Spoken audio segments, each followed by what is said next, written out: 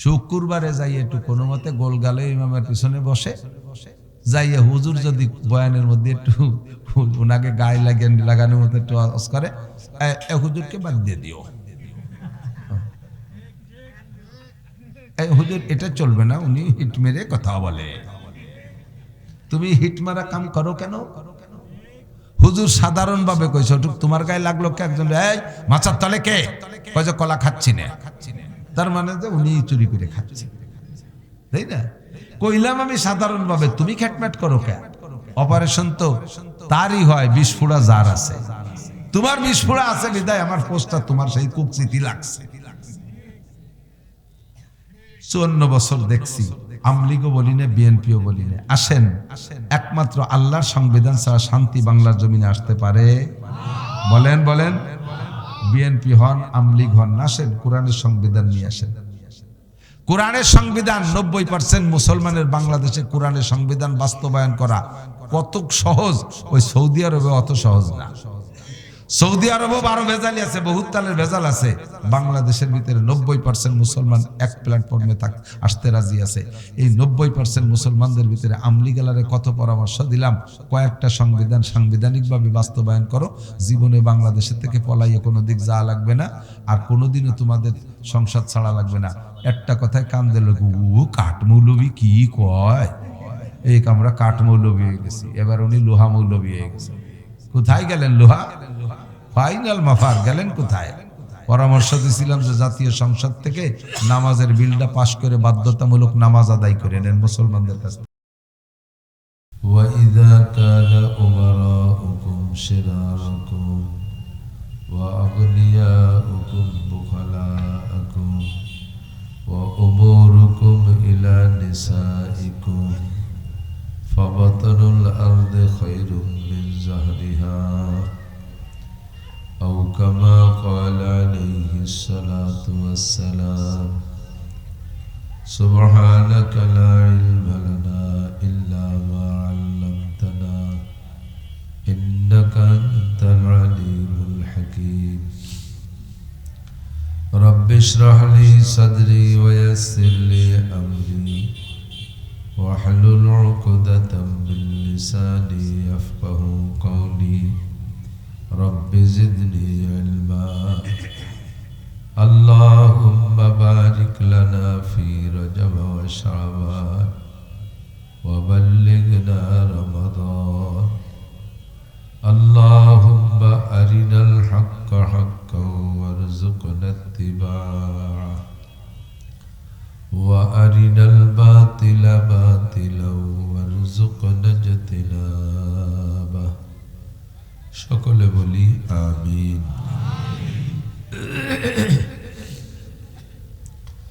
একটু দুরূদ শরীফ পড়ি রে। আল্লাহুম্মা সাল্লি আলা মুহাম্মাদিন ওয়া আলা আলি মুহাম্মাদ কামা সাল্লাইতা আলা ইব্রাহিম ওয়া আলা আলি ইব্রাহিম ইন্নাকা হামিদুম মাজিদ। اللهم بارك على محمد وعلى آل محمد كما باركت على إبراهيم وعلى آل إبراهيم إنك حميد مجيد। محترم সভাপতি, আজকের মাহফিলের প্রধান অতিথি আমাদের দক্ষিণবঙ্গের হাজারো লাখো ওলামায়ে কেরামের মধ্যে অন্যতম মুরব্বী, বাহিদ্দিয়া মাদ্রাসার সুযোগ্য মোহতামিম সাহেব হুজুর জনাব ধলা হুজুর হাফিজাহুল্লাহ, মাদ্রাসার যোগ্য মোহতামিম সাহেব, কমিটির সকল সদস্যবৃন্দ, যোগ্য আসাতেজায়ে কেরাম, আজিজ অন্তরামা, আজকের মাহফিল উপলক্ষে মাদউ উলামায়ে কেরাম, এই অঞ্চলের অন্যান্য উলামায়ে কেরাম, আইম্মায়ে মাসাজিদ, প্রাণপ্রিয় দেশবাসী, আল্লাহ তাবারক ওয়া তাআলা শাহী দরবারে শুকর আদায় করি। আল্লাহ পাক আমাদেরকে যাকে যে হালাতে রেখেছেন, যতটুক সুস্থ রেখেছেন, এটা আল্লাহ পাকের দান। রব্বুল আলামিনের দেওয়া সুস্থতা নিয়ে মোটামুটি শীতের রাত্রে দুনিয়ার কিছুক্ষণের আরামকে বিসর্জন দিয়ে জান্নাতের অফুরন্ত শান্তির আশায় দুনিয়ার কিছুক্ষণের কষ্টকে সহ্য করে জাহান্নামের অফুরন্ত কষ্টকে ভয় পেয়ে এই শীতের রাত্রে মাটির উপরে বসে কিছু ভালো কথা বলা এবং শোনার সুযোগ করে দিলেন। মালিকের দরবারে শুকর আদায় করি আলহামদুলিল্লাহ।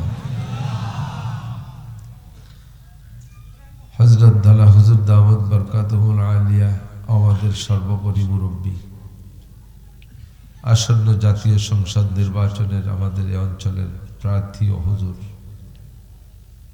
হুজুরের বয়ানের পরে কথার পরে আর কের কথা বলা আমি প্রয়োজন মনে করি না।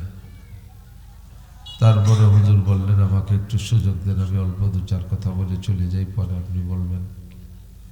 আমিও ব্যক্তিগতভাবে আজকে অনেক অসুস্থ, ঠান্ডা, জ্বর, নাক টাক বন্ধ হয়ে যাচ্ছে, মাথা ব্যথা, ঘাড় ব্যথা। ৬-৮ মাস আগে গত রমজানের প্রথম দিক বৈশা দাওয়াত লিখছি।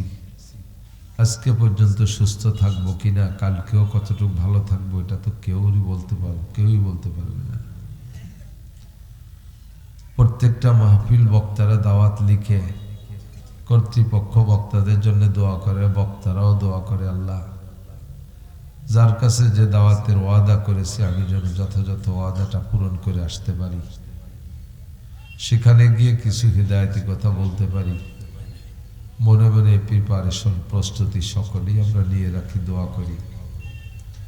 কিন্তু ওমা তাদরি নাফসুম মাজা তাকসিবু গাদা, ওমা তাদরি নাফসুম বিআইয়ি আরদিন তামুত। আগামীকাল কে কি ইনকাম করব, একটু পরে কে কি খাবো, একটু পরে কার ভাগ্যে কি আছে, এটা কেউই বলতে পারি না। এটা একমাত্র কার জানা আছে? আল্লাহ এই 5টি বিষয়কে অত্যন্ত গোপন রেখেছেন। ইন্নাল্লাহা ইনদাহু ইলমুস সাআহ, দুনিয়াটা ধ্বংস হয়ে যাবে, কিয়ামত হবে, এটা সকলে বিশ্বাস করি, কিন্তু কবে হবে তারিখটা কেউকে আল্লাহ জানতে দেয়নি।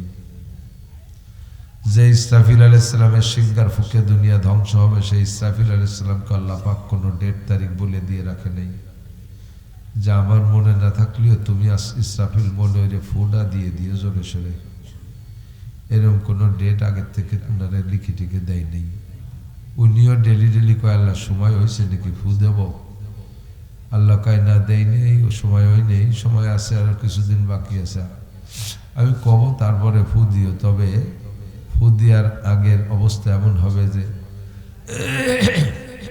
লা তাকুমুস সাআতু হাত্তা ইউকালা ফিল আরদি আল্লাহ আল্লাহ, যতক্ষণ পর্যন্ত জমিনের মধ্যে একজন মানুষ আল্লাহ বলনেওয়ালা থাকবে অতদিন তুমি ফু দিবা না। তাইটি ডোনাল্ড ট্রাম্প যত অন্যায় করুক, নেতানিয়াহু যা কাম কুকাম করে করুক, করতে দাও, সময় মতো জোরে উপরে তেটা আছাড় দেবো, সেই সময় সোজা হয়ে যাবে। আর তুমি ফু দিবা আমি বলার পরে, তবে তারিখ বলে দেয়নি আল্লাহ।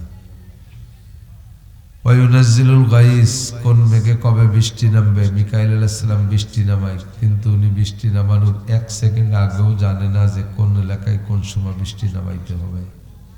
হুকুম হওয়ার সাথে সাথে আল্লাহ তাআলা যখন হুকুম দেন তখন নামানো শুরু করে।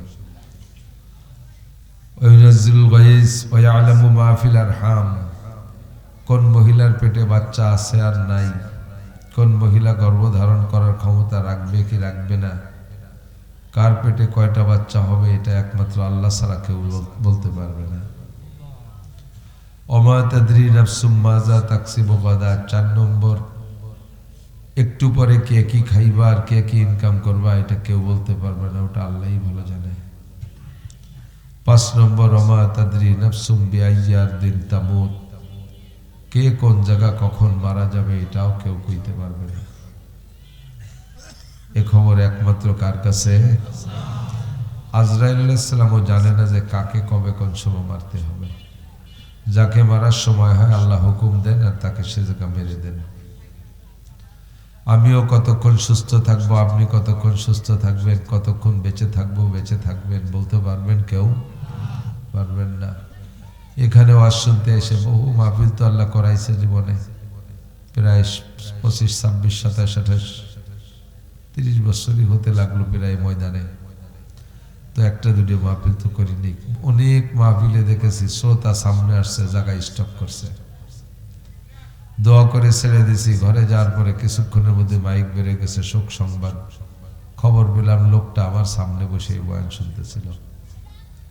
কত বক্তাদের খবর পাইলাম বয়ান করে বাসায় যাচ্ছে, রাস্তায় বাসা পর্যন্ত যেয়ে পারে না, অ্যাক্সিডেন্ট করে রাস্তায় মারা গেছেন। কত সভাপতি আমাকে দাওয়াত দিয়ে আসছে, মাহফিলে আসার পরে জিজ্ঞেস করলাম সভাপতি সাহেব কই? কয় যে উনি আপনি আসেন এই মাহফিলের 3 দিন আগে মারা গেছে। সেক্রেটারি সাহেব মারা গেছে, মোহতামিম সাহেব মারা গেছে। কাজেই এই জায়গাটা বড় অস্পষ্ট, কেউ কের পর কোনো অভিযোগ করার কায়দা থাকে না। আমি কি বলতে পারবো এই সভাপতি আমার দাওয়াত দিয়ে এসে মাহফিলের আগে কেন মরল? মাহফিলটা যাতো করি টরি ভালো বলে হয়তো আমাকে পয়সা করে দিয়ে টিয়ে মরতো, এ কি বলার কায়দা আছে? তা যদি বলার কায়দা না থাকে তাহলে আমি অসুস্থ হলাম কেন, আজকে কেন মেলাওয়াজ করতে পারবো না, এ কথা কি বলা ঠিক হবে? এই জায়গায় সব আসতে গেছে, এবার ভোট কম দিচ্ছে। গরুটাও যদি অসুস্থ হয় স্বাভাবিকভাবে মরার সুযোগ দেয়, কিন্তু বক্তারা যত অসুস্থ কোনো অবস্থায় ছাড় নেই। দাওয়াত রাখছেন তো মরলে স্টেজে মরতে হবে, এদিক সেদিক মরতে পারবেন না। এখানে কাহারও মাতুব্বারি নেই। চাই আমার সারা জীবনটাই এভাবে, ছেলেবেলা থেকে প্রাইমারিতে যখন পড়তাম তখনও আমি যদি কোনোদিন স্কুলে না যাইতাম, সাথীরা কেমন যেন মনক্ষুণ্ণ থাকতো। ফেতরাতিভাবে বংশীয়ভাবে একটু হাসি খুশিভাবে আমরা চলাফেরা করি, একটু আনন্দ ফুর্তি নিয়ে চলি, জরুরি কথাটাও একটু হাসি আনন্দের মাধ্যমে বলি, এটা আমাদের বংশীয় ধারা। তো কাজেই যত অসুস্থ থাকি কিন্তু আনন্দ মন থেকে দূরে সরাইতে পারি না, হাসি খুশির ভিতর দিয়েই সময়টা কাটাইতে চাই। আমি আল্লাহ পাক রব্বুল আলামিনের কাছে সে দোয়াই করি, দুনিয়ায় যতদিন বাঁচায় রাখো আল্লাহ আমাদেরকে শান্তিতে রাখো। আপনারা কি অশান্তিতে থাকতে চান? তা শান্তিতে আমি দোয়া করলাম, এটা আমিনও তো করেন না, শুধু আতুঠে মোনাজাতের সময় আমিন করতে হয় নাকি? হাজি সাহেবরা যারা গেছেন, হজে গেছেন, তার তো বাঙালি পাবলিক হাজি তো অতটা বোঝে না। বাঙালি পাবলিক হাজি একজন, আমরা 19 সালে যেবার হজে গেছি সেইবারের হজের সময় একজন সেনাবাহিনীর বড় অফিসার ছিলেন এবং মুক্তিযোদ্ধার আঞ্চলিক কমান্ডারও ছিলেন।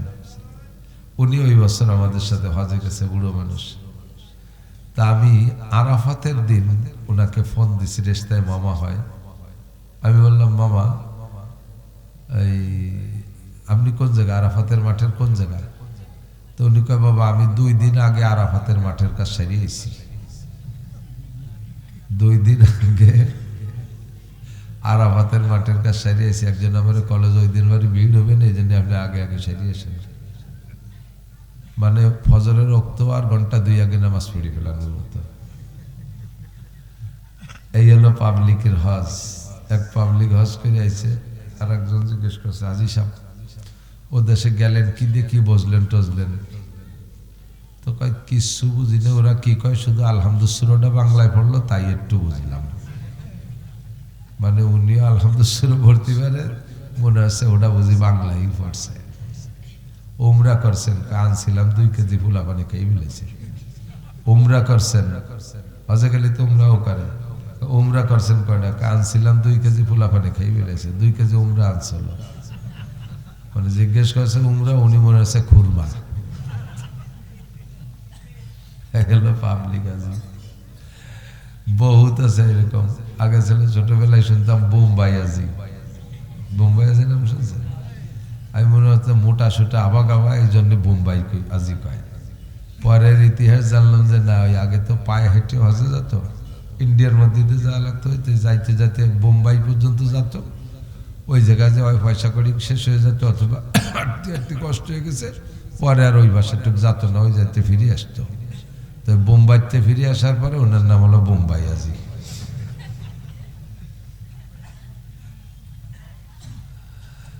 এক বোম্বাই আজি হজে যাচ্ছে ওই বাই রোড, আর ইন্ডিয়ার মধ্যে কেবল একটু বাস চালু হয়েছে, লোকাল বাসে, দামি দামি বাস আসে নাই সে সময়, সর্বপ্রথম বাসের জন্ম হয়েছে, একটু লোকাল বাস, তার মধ্যে দেবার রাস্তাঘাট নাই। তো হাজি সাহেব যাইতেছে হজে, আজিও মোটা সোটা এক হাজি, বাসে ওঠার পরে যে লোকাল বাস তো ভরি রয়েছে মানুষ, সিটও খালি নেই, রডও খালি নেই। আজি সাহেব মোটা মানুষ ব্যাডিং বুডিং নিয়ে খানিক দাঁড়ায় রয়েছে, হুমড়িকে পড়ে যেতে যায় ব্রেক করতে গেলি।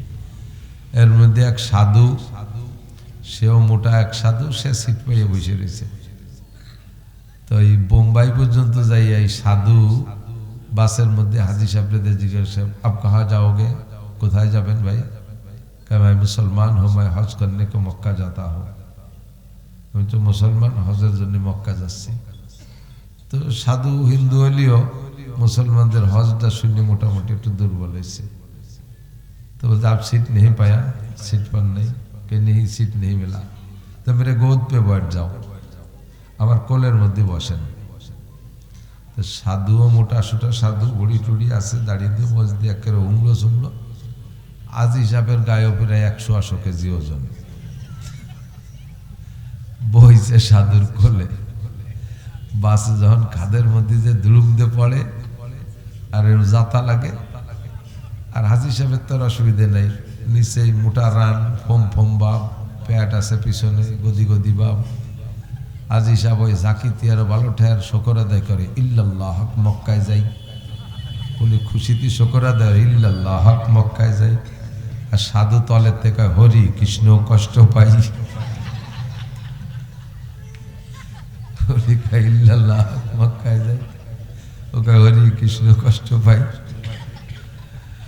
তুমি যখন কষ্টই পাও তাহলে আর বোম্বের বাসা যাবো না, আমি তো বোম্বাই আজি বাড়ি যাই। এরম বোম্বাই আজি মেলা ছিল, টের পান না আপনারা হজের অনেক কিছু। ওই জায়গা দেখবেন জুমার দিন, বিশেষ করে খুতবায়, জুমার খুতবা হেরেম শরীফে যদি আপনি মক্কায় প্রথম যে 20-22 দিন থাকা লাগবে, 22 দিনের ভিতরে আপনি 3টে শুক্রবার তো অবশ্যই পাবেন। প্রত্যেক জুমার সময় দেখবেন খতিব সাহেবরা বয়ান করে, বয়ানের ভিতরে দোয়া করে, নামাজের পরে আর মুনাজাত করে না।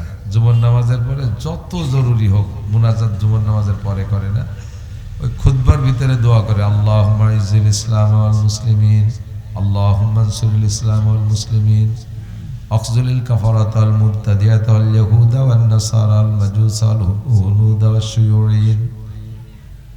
এমন করে রব্বানা আতিনা ফিদ দুনিয়া হাসানা, রব্বানা যালামনা আনফুসানা, রব্বানা হাব লানা মিন আজওয়াজিনা, রব্বানা লা তুযিগ কুলুবানা, রব্বানা লা তুআখিয আলাইনা। এই জাতীয় মুনাজাত যত আছে সব খুতবার মধ্যে বলে, হাত উঠাই না। যারা আরবি বোঝে তারা ফাঁকে ফাঁকে বলে আল্লাহুম্মা আমিন, আমিন, আল্লাহুম্মা আমিন, এগুলো বলে। কতক্ষণ? এই জন্য দোয়ার পরে শুধু হাত উঠানোর সময় মুনাজাতের মধ্যে আমিন বলতে হবে, আল্লাহুম্মা আমিন তা না। যে কোনো সময় দোয়া হলে কি বলতে হয়? আল্লাহুম্মা আমিন। আল্লাহ আমাদের দোয়া কবুল করে নাও। আল্লাহ আমাদের সবাইকে সুস্থতার সাথে, ইজ্জতের সাথে, আমাদের সুর তাল আজকে হওয়ার শক্তিও নেই, যেভাবে বলতেছি আপনারা যদি বিরক্ত না হন তাহলে একটু আস্তে আস্তে বলবো। আমি আপনাদের জন্য একটা দোয়া করতেছি, আল্লাহ সুস্থতার সাথে, ইজ্জতের সাথে, প্রশস্ত হালাল রিজিকের সাথে আমাদেরকে লম্বা হায়াতে তয়বা দান করুন। সুস্থতার সাথে হায়াতের দাম আছে। হায়াত চাই, সকলে চাই, কিন্তু সুস্থতার সাথে হায়াত। বলেন 200 বছর হায়াত পাইলেন, কিন্তু 100 বছর ভালো ছিলেন, লাস্টের 100 বছর প্যারালাইসিস হইয়া বারান্দায় পড়ে থাকলেন। এই 100 বছর যে বারান্দায় পড়ে থাকলেন, যদি সৈয়দ বংশের চেয়ারম্যান হয়, ওর ওই হায়াতের 5 পয়সার দাম আছে। ফ্যামিলির সবাই বিরক্ত বোধ করে, সামনের বার বলতেও পারে না যে মরিয়ে যাও। মুরব্বী মানুষ, ওনার কত জায়গা জমি আমরা ব্যবহার করতেছি, উনি আমাদের আব্বা, উনি আমাদের মুরব্বী, কিভাবে কই মরে যাও, কিন্তু ভিতরে ভিতরে অপেক্ষা করে যে মরে না কে, ঠিক না? কোনোভাবে যদি না মারতে না পারে, মাদ্রাসা এসে হুজুরকে হাতে 5,000 টাকা দিয়ে কয় হুজুর একটা জালাল খতম ফলে আমার আব্বারে মেরে দিয়ে যায়নি, দেন দি, ঠিক না? যদি কয় যে তোমার বাপ তুমি জালালি খতম পড়ে মারতে চাচ্ছ কেন, কয় যে হুজুর জানেন না কি জ্বালান জ্বালায়, খেতা কাপড় গিয়ে ফাইজি নষ্ট হয়ে বেলায় সেদিন আমার মার মুখ ভরে মুতিয়ে দিয়েছে। আর কত সহ্য হয়, মাও তো অসহ্য হয়ে গেছে, মাও তো বুড়ো। তাহলে শেষের এই অসুস্থ 100 বছরের কোনো পাঁচ পাইলের দাম নাই। কাজেই দোয়া করব সুস্থতার সাথে হায়াতের, বলেন যতদিন বাঁচায় রাখো আল্লাহ সুস্থ রাখো, বলি আমিন। আর সুস্থতার ভিতর দিয়ে হায়াত শেষ হয়ে গেলে অল্পের মধ্যে তুমি, আমি যা ইনকাম করেছি জীবনে তো 2-4 টাকা ইনকাম করেছি, আমার টাকা যেন আমি রোগ ব্যাধি আর অসুখ বিসুখের মাধ্যম দিয়ে খরচ করে না যাই, আমার পয়সা কড়িগুলো যেন সন্তানদের জন্য থেকে যায়। কতক্ষণ এটা হাদিসে আসছে, হাদিসে কুদসি আল্লাহ পাক বলেন ইয়া বানি আদম আনতাজারা ওয়ালাদাকা আগনিয়া খায়রুম মিন আনতাজারাহুম আলাতান ইয়াতাকাফফুনান নাস। এটা হাদিসে কুদসি, নবী পাকের ভাষা, কথা আল্লাহ। আল্লাহ বলেন হে বনি আদম, তুমি তোমার সন্তানদেরকে গরিব রেখে যাওয়ার চাইতে তাদের ধনী রেখে যাওয়া ভালো।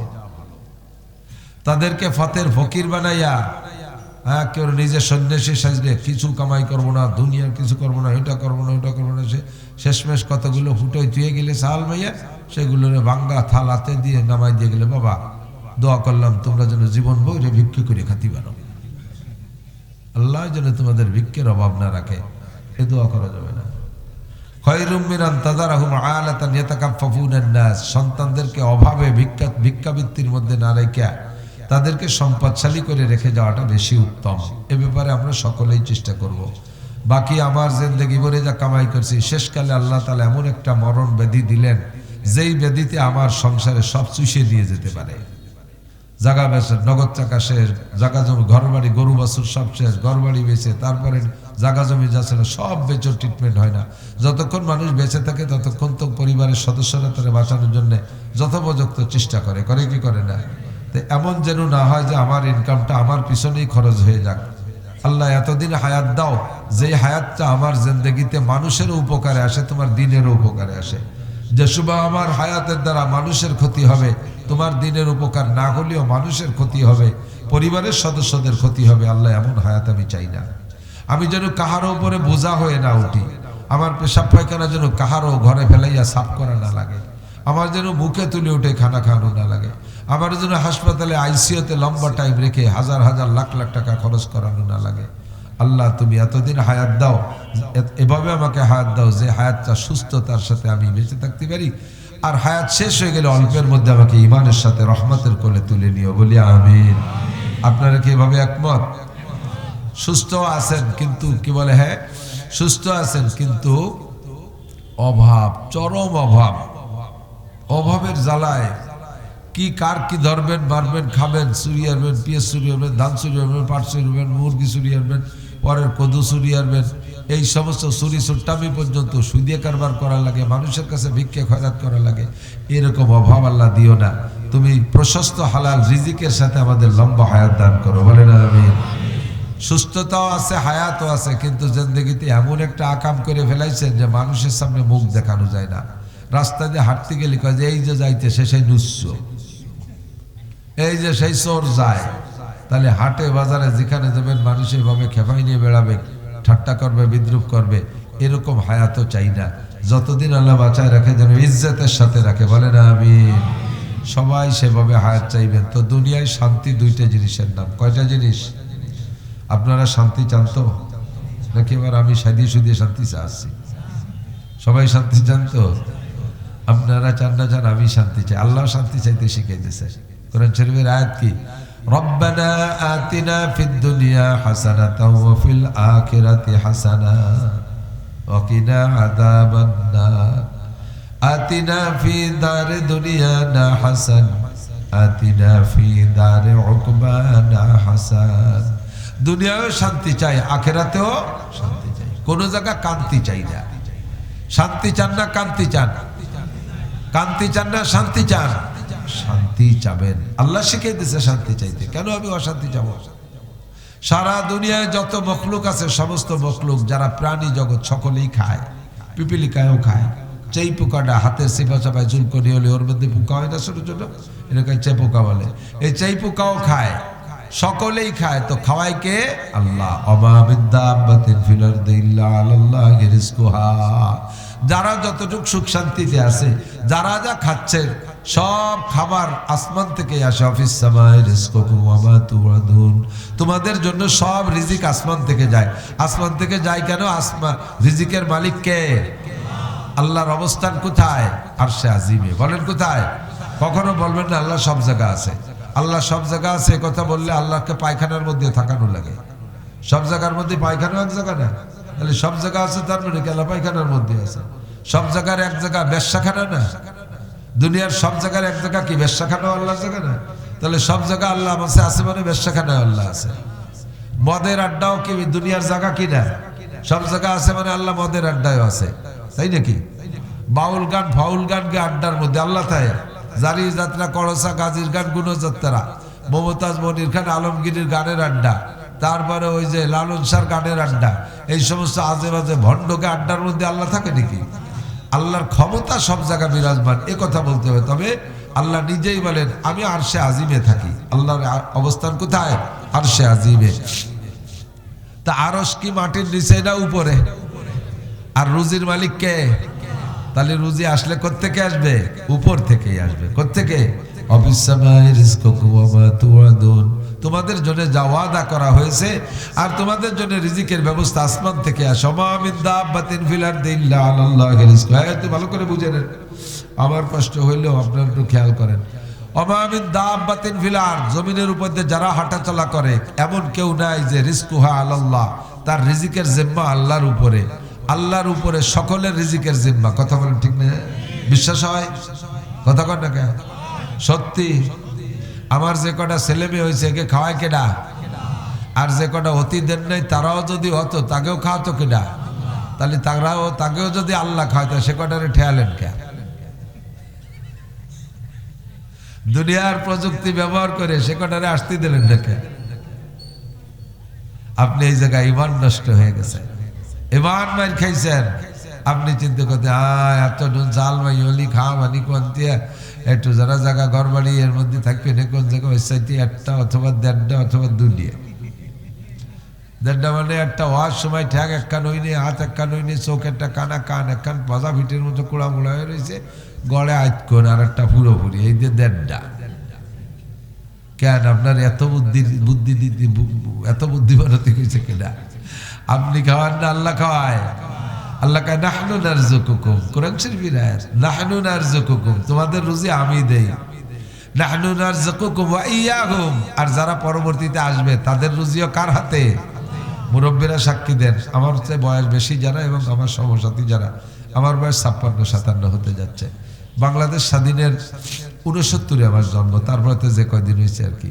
তো স্বাধীনের পরে ২-৩ বছর পরেতেই তো একটু অভাব অনটন ভালো মন্দ বোঝা শিখছি। আর অভাবের সময় যেগুলো দেখছি সেইগুলো মনে থাকে বেশি, সুখের সময় যা দেখা হয় অতটা মনে থাকে না। কথা কর, কষ্টের কথা বেশি মনে থাকে। কষ্ট খুব দেখেছি, অভাব খুব দেখেছি। বাংলাদেশ স্বাধীন হয়েছে ৭.৫ কোটি মানুষ নিয়ে, তাই তো? বঙ্গবন্ধুর বক্তব্য ছিল কি যে আমি ৭.৫ কোটি মানুষ নিয়ে বাংলাদেশ স্বাধীন করলাম, আর বিদেশেতে ৭.৫ কোটি কম্বল আনলাম, নেতাকে কলাম যে তোরা ভাগ করে দে, দিয়ে টিয়ে তো আমিও একটা ৭.৫ কোটির মধ্যে তো আমিও একজন, আমিও তো একটা পাবো, তো আমার কম্বলটা কো? উনি বলে একটা ভাগে পাইনি। পরে উনি বললেন যে সবাই সোনার খনি পায় আর আমি সোনের খনি পাইছি। তো ৭.৫ কোটি বাঙালি নিয়ে বাংলাদেশ স্বাধীন হয়েছে। ভূখণ্ড কিন্তু এইটুকুই ছিল। কথা কন, এই ৫২,০০০ বর্গ কিলোমিটার না, বর্গ মাইল, ৫২,০০০ বর্গ মাইল জায়গায় বাংলাদেশ স্বাধীন সেই সময়। তো মানুষ ছিল ৭.৫ কোটি, চাষি জমি ছিল বেশি, চাষি জমি বেশি ছিল। এখন ১৯ কোটি ২০ কোটি মানুষ হয়েছে। বহু মানুষ চাষি জমির ভিত্তিতে বাড়ি ঘর বানায় একটা নেয়, চাষি জমিরে খাটো করে ফেলাইছে, ঠিক না? তাহলে চাষি জমি বেশি ছিল, মানুষ ছিল ৭.৫ কোটি। ছাতু খাইছি, আটার যাও খাইছি, রাস্তার পাশেতে বুনো কচুর মুহি উঠোই নিয়ে তেতল দিয়ে খাটা রাজ দিয়ে চুমুক দিয়ে খাইছি। মুরব্বীরা কন খাইছেন না? আটার যাও খান নাই? আটার যাও খাইছেন। আমার নানি আটার যাও রাজ দিয়ে মামারা ডাঙ্গায় গেছে, চকে গেছে, আপনাকে তো ডাঙ্গা কয় না, চক কয়, চকে গেছে। আমি মামা বাড়ি সে সময় ছোটবেলায়, তো ওই মামারা সকালবেলা এসে তাড়াতাড়ি খাবে বিদায়, আমার নানি করছে কি কলার পাতা কাটিয়ে উঠোনে বিছাই এই আটার জাউ ঢালি দিয়েছে কলার পাতা, যাতে তাড়াতাড়ি জুড়ে যাবে, ওরা এসে খাবে। এর মধ্যে গোয়ালিতে আড়িয়ারটা ছুটিয়ে আইছে, সব কলার পাতায় মাথায় মাথায় কামড় দিয়ে দিয়েছে, দৌড় বইরে উঠোন গোবর নেপার মতো নেপা হয়ে গেছে। সকালে আটার জাউ শেষ, কেউ আর খাতে পারিনি। এই আটার জাউ যেমন খাইতাম ওইরকম নিচে দিয়ে বেরোয় যেত, পেটে শক্ত হওয়ার সময় পাত না, ঠিক না? আর এখন বাংলাদেশ 7.5 কোটি না, এখন বাংলাদেশ হয়ে গেছে রোহিঙ্গা মহিঙ্গা জড়ায় 20 কোটির বাংলাদেশ। ভূখণ্ড ছোট হয়ে গেছে, চাষি জমি কমিয়ে গেছে, এই দিক দিয়ে করছি ভূখণ্ড খাটো। তবে এখন আল্লাহর ফজলে সে আটার জাউ কি কেউ খান? আশা করি খায় না, কেউ খায় না, ঠিক না? সে ঢ্যাপের খই কেউ খায় না। চীনের চাউলই খুঁজে পাই না। আমি অনেকদিন খুঁজতেছি চীনের চাউল, একটু পায়েস খাবো, তা খুঁজেই পাচ্ছি না। বাংলাদেশে চীনে মরহুম হয়ে গেছে, তালাশ করলে খুঁজে পাওয়া যায় না, ঠিক না? পান্তা ভাত, এত সাইডে ভাতের ভিতরে এক মুঠ ভাত, এক বল এক ডিশ পানির ভিতরে কাঁচা মরিচ আর পেঁয়াজ দিয়ে মাখাই নিয়ে টক টক হইলে চুমুক দেখাইয়ে সকালবেলা মাঠে চলে গেছেন কাজ করতে। কতক্ষণ? দিনের বেলা একখান টোস্ট বিস্কুট খাওয়ার মতো পয়সাও ছিল না, ব্যবস্থাও ছিল না। ওই পেট তৈ করে অবস্থায় দুপুরবেলা এসে চারটে ভাত খাইছেন, ঠিক না? আর এখন পান্তা ভাত ফকিররে দিলেও খায় না। আমার বাড়ি সাইডে গরু আছে, যদি কোনোদিন পান্তা ভাত একটু বাসি বেশি হয়ে যায়, ওকে দিলে এক চুমুক খাইয়ে গ্যাড় গ্যাড় করে ডেক ছাড়ে, আর কাকি একটা সিট থাকলে তাড়াতাড়ি দিয়ে আসেন। আর ভাবছি আমাকে ওই এলাকায় যে এক ফকির ভিক্ষে করে, বুড়ো এক ফকির, আমি নিজেই জিজ্ঞেস করছি যে এই যে ফকির প্রত্যেক দিন চাউল কালেকশন করে আইনা আর এক দোকানে বেশি বেলায়। আমি একদিন কইলে বলা, তুমি এই চাল তো বিক্রি করে খাওয়ার জন্য, তা বেশি বেলে তো খাও কি? তখন মনে হয় 12 ভেজাইলে চাল খাওয়া যায় না। তুমি কি খাও? আমি পাকিস্তানি বাসমতি খাই। ফকির ভিক্ষে করে সেও পাকিস্তানি বাসমতি খায়, তাহলে মিয়া হাসি উড়াই দিয়েন না। তা 20 কোটি মানুষ, ভূখণ্ড ছোট হয়ে গেল, চাষি জমি, তারপরও ফকিরি বাসমতি খায়, গরুতি পান্তা ভাত খাইয়ে ঘেড় ঘেড় করে ডেক ছাড়ে, তারও গ্যাস হয়। সাধারণ গরিব চাউল কেউই খায় না এখন, ঠিক না? তাহলে বোঝা যায় যে রিজিকের মালিক কে? আল্লাহ। তাহলে আমি আপনি কেন প্রোটেকশন কমাই দিলাম? ছেলে হোক মেয়ে হোক, একটা অথবা দুইটা, এই জায়গা কেন হাত দিলেন? এই জায়গা কেন হাত দিলেন? নবী পাক বলেন, তাজাওয়াজুল ওয়াদুদ আল ওয়ালুদ ফা ইন্নী মুকাসিরুম বিকুমুল উমাম। হে যুবকরা, বিয়ে করার জন্য খুঁজে নাও যে বংশের মেয়েরা বেশি সন্তান দেয়, ওই বংশে বিয়ে করো। যেহেতু তোমার নানি শাউড়ির 10টা আছে, তোমার শাউড়ির 8টা আছে, তোমার কমপক্ষে 6টা 7টা হলেও হবে। তোমার সন্তান যত বেশি, আমার উম্মত তত বেশি। ফাইন্নী মুকাসিরুম বিকুমুল উমাম। তোমার সন্তান বেশি হয় মানে আমার উম্মত বেশি হয়, আর আমার উম্মত বেশি হলে আমি হাসরের মাঠে আল্লাহ পাকের সামনে গর্বের সাথে উঠবো। আল্লাহ আদম থেকে ঈসা পর্যন্ত সব নবী মিলে যে কয়জন উম্মত আনছে, আমি একা তার চেয়ে বেশি আনছি। আর আমি উম্মত তো নিজে বানাতে পারবো না, তোমরা ছেলে মেয়ে বাড়াই বাড়াই উম্মত বাড়াবা। যারা সন্তান বেশি জন্ম দিবা, আমি কিয়ামতের ময়দানে আমার সাপোর্ট পাওয়ার কারণে, ভোটার বাড়ানোর কারণে আমি তার জন্য সুপারিশ করব। আগে জিজ্ঞেস করলে মুরব্বীকে, আপনার কাছে জিজ্ঞাসা, চাচা আপনার ছেলে মেয়ে কয়টা? মুরব্বী বুড়ো যারা আছে, আল্লাহর মাল আল্লাহ 12টা দিছে। হাসিয়ে চাঁদরা উড়ো দিয়ে দিনই এসে গেছে, ঠিকই। আমরাই তো 11 ভাই বোন। আমি আমার মার 8 নম্বর সন্তান, আমার মা বেঁচে আছে। তা আমরা 11 ভাই বোন। আব্বার কাছে জিজ্ঞেস করতো, ছোটবেলায় শুনছি তো মুরব্বীরা জিজ্ঞাসা, আব্দুল গনি তোমার ছেলে মেয়ে কয়টা? আল্লাহর মাল আল্লাহ 11টা দিছে। আর এদানিং কালে ছেলে মেয়েকে বিয়ে দেওয়ার পরে 3, 4, 5 বছরের মধ্যে কিছু নাই। ওরে জিজ্ঞেস করবে, জামাল তোরে বিয়ে দিলাম 5, 6 বছর, তোর সাথে গেলাম না বরযাত্রী, তোর শ্বশুর বাড়ি কয় সালে? 16 সালে বিয়ে আনলি না তুই? জি কাকা 16 সালে। 7-8 বছর হয়ে গেল, ছেলে মেয়ে তাতে করছে, কিছু দেই নেই। কাকা এখনো নেই। ওর আব্বারে আল্লাহ দিত আর ও নিজে নেয়। ওর আব্বার কাছে জিজ্ঞেস করলে কি বলতো? আল্লাহর মার আল্লাহ 12টা দিছে। আর ওর কাছে জিজ্ঞেস করছে, ওকে এখনো নেই। ওরে আল্লাহ দেন, ও নিজে নেয়। কথা কন ঠিক না? তুমি নিজে নেয়ার ইচ্ছার পর রইছো বিদায়, আপাতত 6-7 বছর বলতে ফুর্তি করে বেড়াচ্ছ, নিচ্ছ না। এরপরে যখন নেয়ার নিয়ত করবা, তখন দরজা কিন্তু তার হাতে, দরজার চাবি তার হাতে। বন্ধ করে দেবে তো আর খুলতে পারবা না। আশরাফ আলী থানভী রহমতুল্লাহ আলাইহি এক মাজজুব পাগল ছিল, এক মাজজুব। পাগল থাকে না, পীর সাহেবকে কিছু খাস মুরিদ থাকে একটু অতিরিক্ত পাগলামি করে, তার জন্য কোনো টাইম টেবিল নাই। তো থানবী রহমতুল্লাহ রাত জাগে ইবাদত করতেন বিদায় দুপুরে খানা খেয়ে একটু ঘুমাইতেন, এরকম আরবিতে কয়লুলা। তো দরজা বন্ধ করিয়া হুজুর ঘুমাইছে, আর হুজুরের খাদেমরে দরজায় বসায় রাখছে যে কেউ এসে ডাকলি বলবি যে আসরের সময় দেখা হবে, এখন হুজুর ঘুমাইছে। তো ভিতর দিয়া খিল দিয়ে ওই দারোয়ান পাহারা দিচ্ছে, আর এর মধ্যে ওই মাজজুব থানবী ঘুমাচ্ছেন। তো মাজজুব আইসা বাইরে থেকে ডাকতেছে, মাই মাজজুব আ গিয়া হো, মাই মাজজুব আ গিয়া হো, দরজা খোলো, দরজা খোলো। ভিতর থেকে আবি খোলনা নেই হ্যাঁ, এখন খোলা হবে না, আসর কে বাদ দরজা খোলনা হয়, আসরে পরে খুলবো। এই 3-4 বার করার পরে তো দরজা ভিতর দিয়ে আটকানো, আর মাজজুব করছে কি বাইর দিয়ে শিকল আটকাই দিছে, বাইর দিয়ে শিকল আটকাই দিছে। তো বলতেছে उधर वो दर न खोलेंगे इधर ये दर न छोड़ेंगे, उधर वो दर न खोलेंगे इधर ये दर न छोड़ेंगे, कभी हुकूमत है कभी तेरी हुकूमत है कभी मेरी। আচ্ছা ঠিক আছে মিয়া, ওই পাশটা দরজা বন্ধ করে দিয়েছ, আমি ওটাতে সিএল আটকাই দিছি, এখন মাতুবাড়ি তোমার হাতে, একটু পরে আমার ভয় ধরা লাগবে না। যখন দুইজনে উঠে বাইরে পেশাব পায়খানা করতে যাবা, পেশাব পায়খানা তো সে সময় ভিতরে থাকতো না, বাইরে থাকতো, সে সময় আমারে পায় ধরা লাগবে না, আমি সে সময় সিএল আটকাই দিয়ে বসে থাকলাম, খুলবো না। থানবী রহমতুল্লাহ আলাইহি কেবল ঘুম আইছে, ওর এই কিস্সা শুনছে, শুনে কয় তাড়াতাড়ি খুলে দে, পাগলকে সাথে কোনো পীরগিরি চলে না। তুমি এখন 7 বছর আনন্দ করার জন্য তুমি দরজা পিছন ভিতর দিয়ে বন্ধ করে দেছো, মালিক যদি বাহির পাইতে শিকল আটকায় দেয়, সারা দুনিয়ার ডাক্তার বাইটে খাওয়ালিও আর একটা ফুটাইতে পারবা না। বহু প্রমাণ আছে, খুঁজে দেখেন যা বলছি সত্যি না মিথ্যা, বহু প্রমাণ আছে। কাজেই যুবকরা যারা ওই জায়গা ফেল করছে, তোমরা যারা বিয়ে নতুন করছে বা করবা বাপ, সাল মেয়ে জানিবা 800 ধমাধম 5-7 বছরের মধ্যে নিয়ে ফেলবা, কারণ তোমার তো আল্লাহ দেয় না, নিজেই নাও, নিও।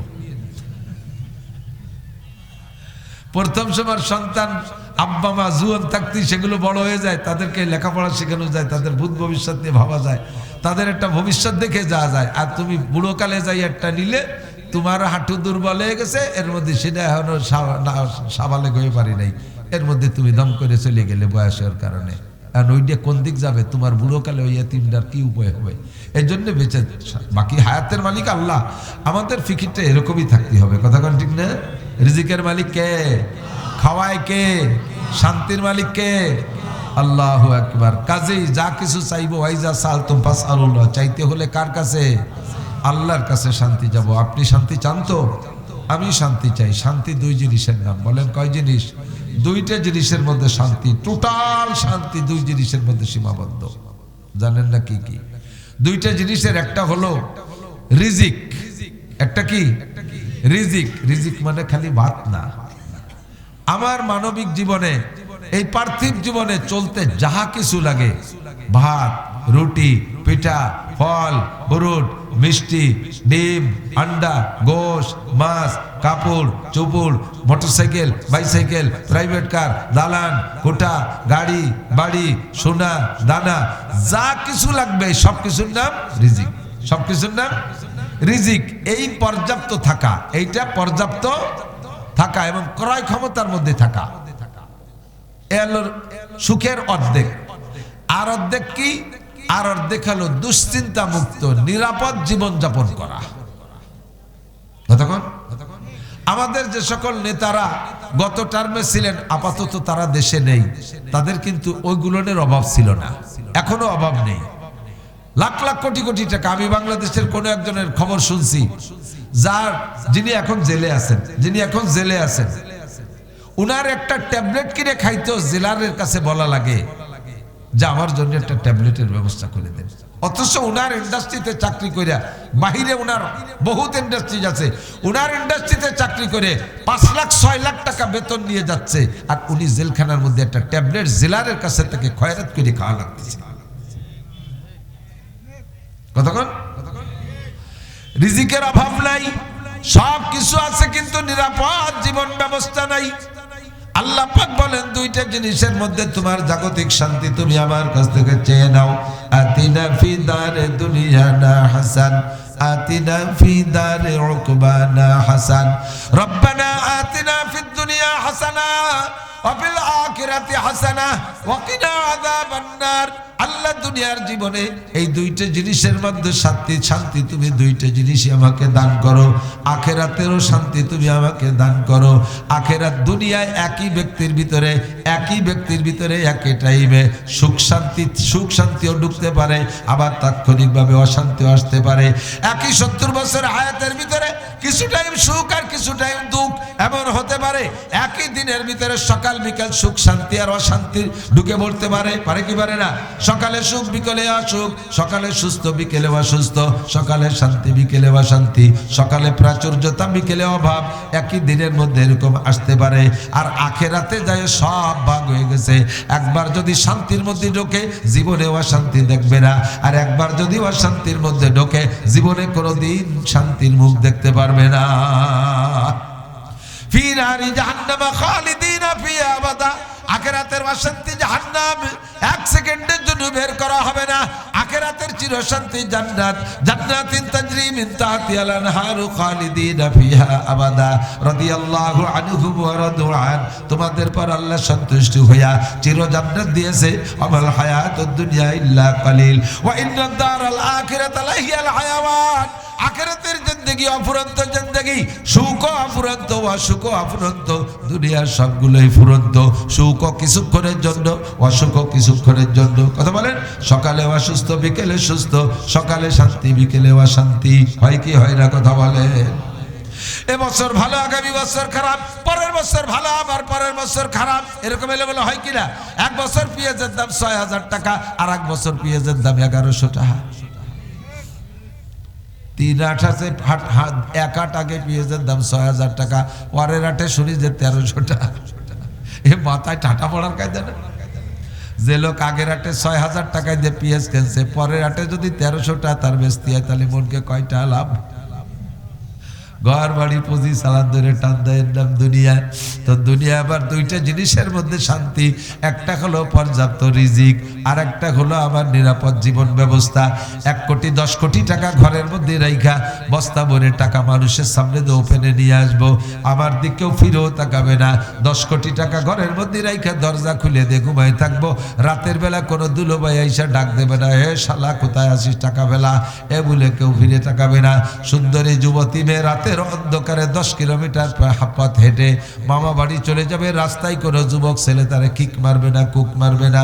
নিরাপদে জীবন ব্যবস্থা, কোর্ট কাছারি আদালত ফৌজদারি কিছু আপনাকে ধাওয়া দাবল করবে না, পুলিশরা আবার কুবরা আপনাকে তাড়া করবে না, আপনার নামে কোনো মানি মামলা হবে না, নিরাপদে আরামে বসবাস করবেন। এর নাম হলো শান্তি। কতক্ষণ? টাকা পয়সা ধন দৌলত সব আছে, কিন্তু একজন নেতাও দেশে নাই, একজন নেতাও দেশে নাই। তাদের বিল্ডিংয়ে অন্য লোক বসবাস করে, তাদের ইন্ডাস্ট্রিতে অন্য লোক ইনকাম করে খেয়ে যাচ্ছে। তারা কোন দেশে যে কোথায় যে হিজরত করে কোন আগানে বাগানে মশার কামড় খাচ্ছে আল্লাহ জানে। রিজিকের অভাব নাই, কিন্তু বড় বসবাসের জীবনযাপনের শান্তি নাই।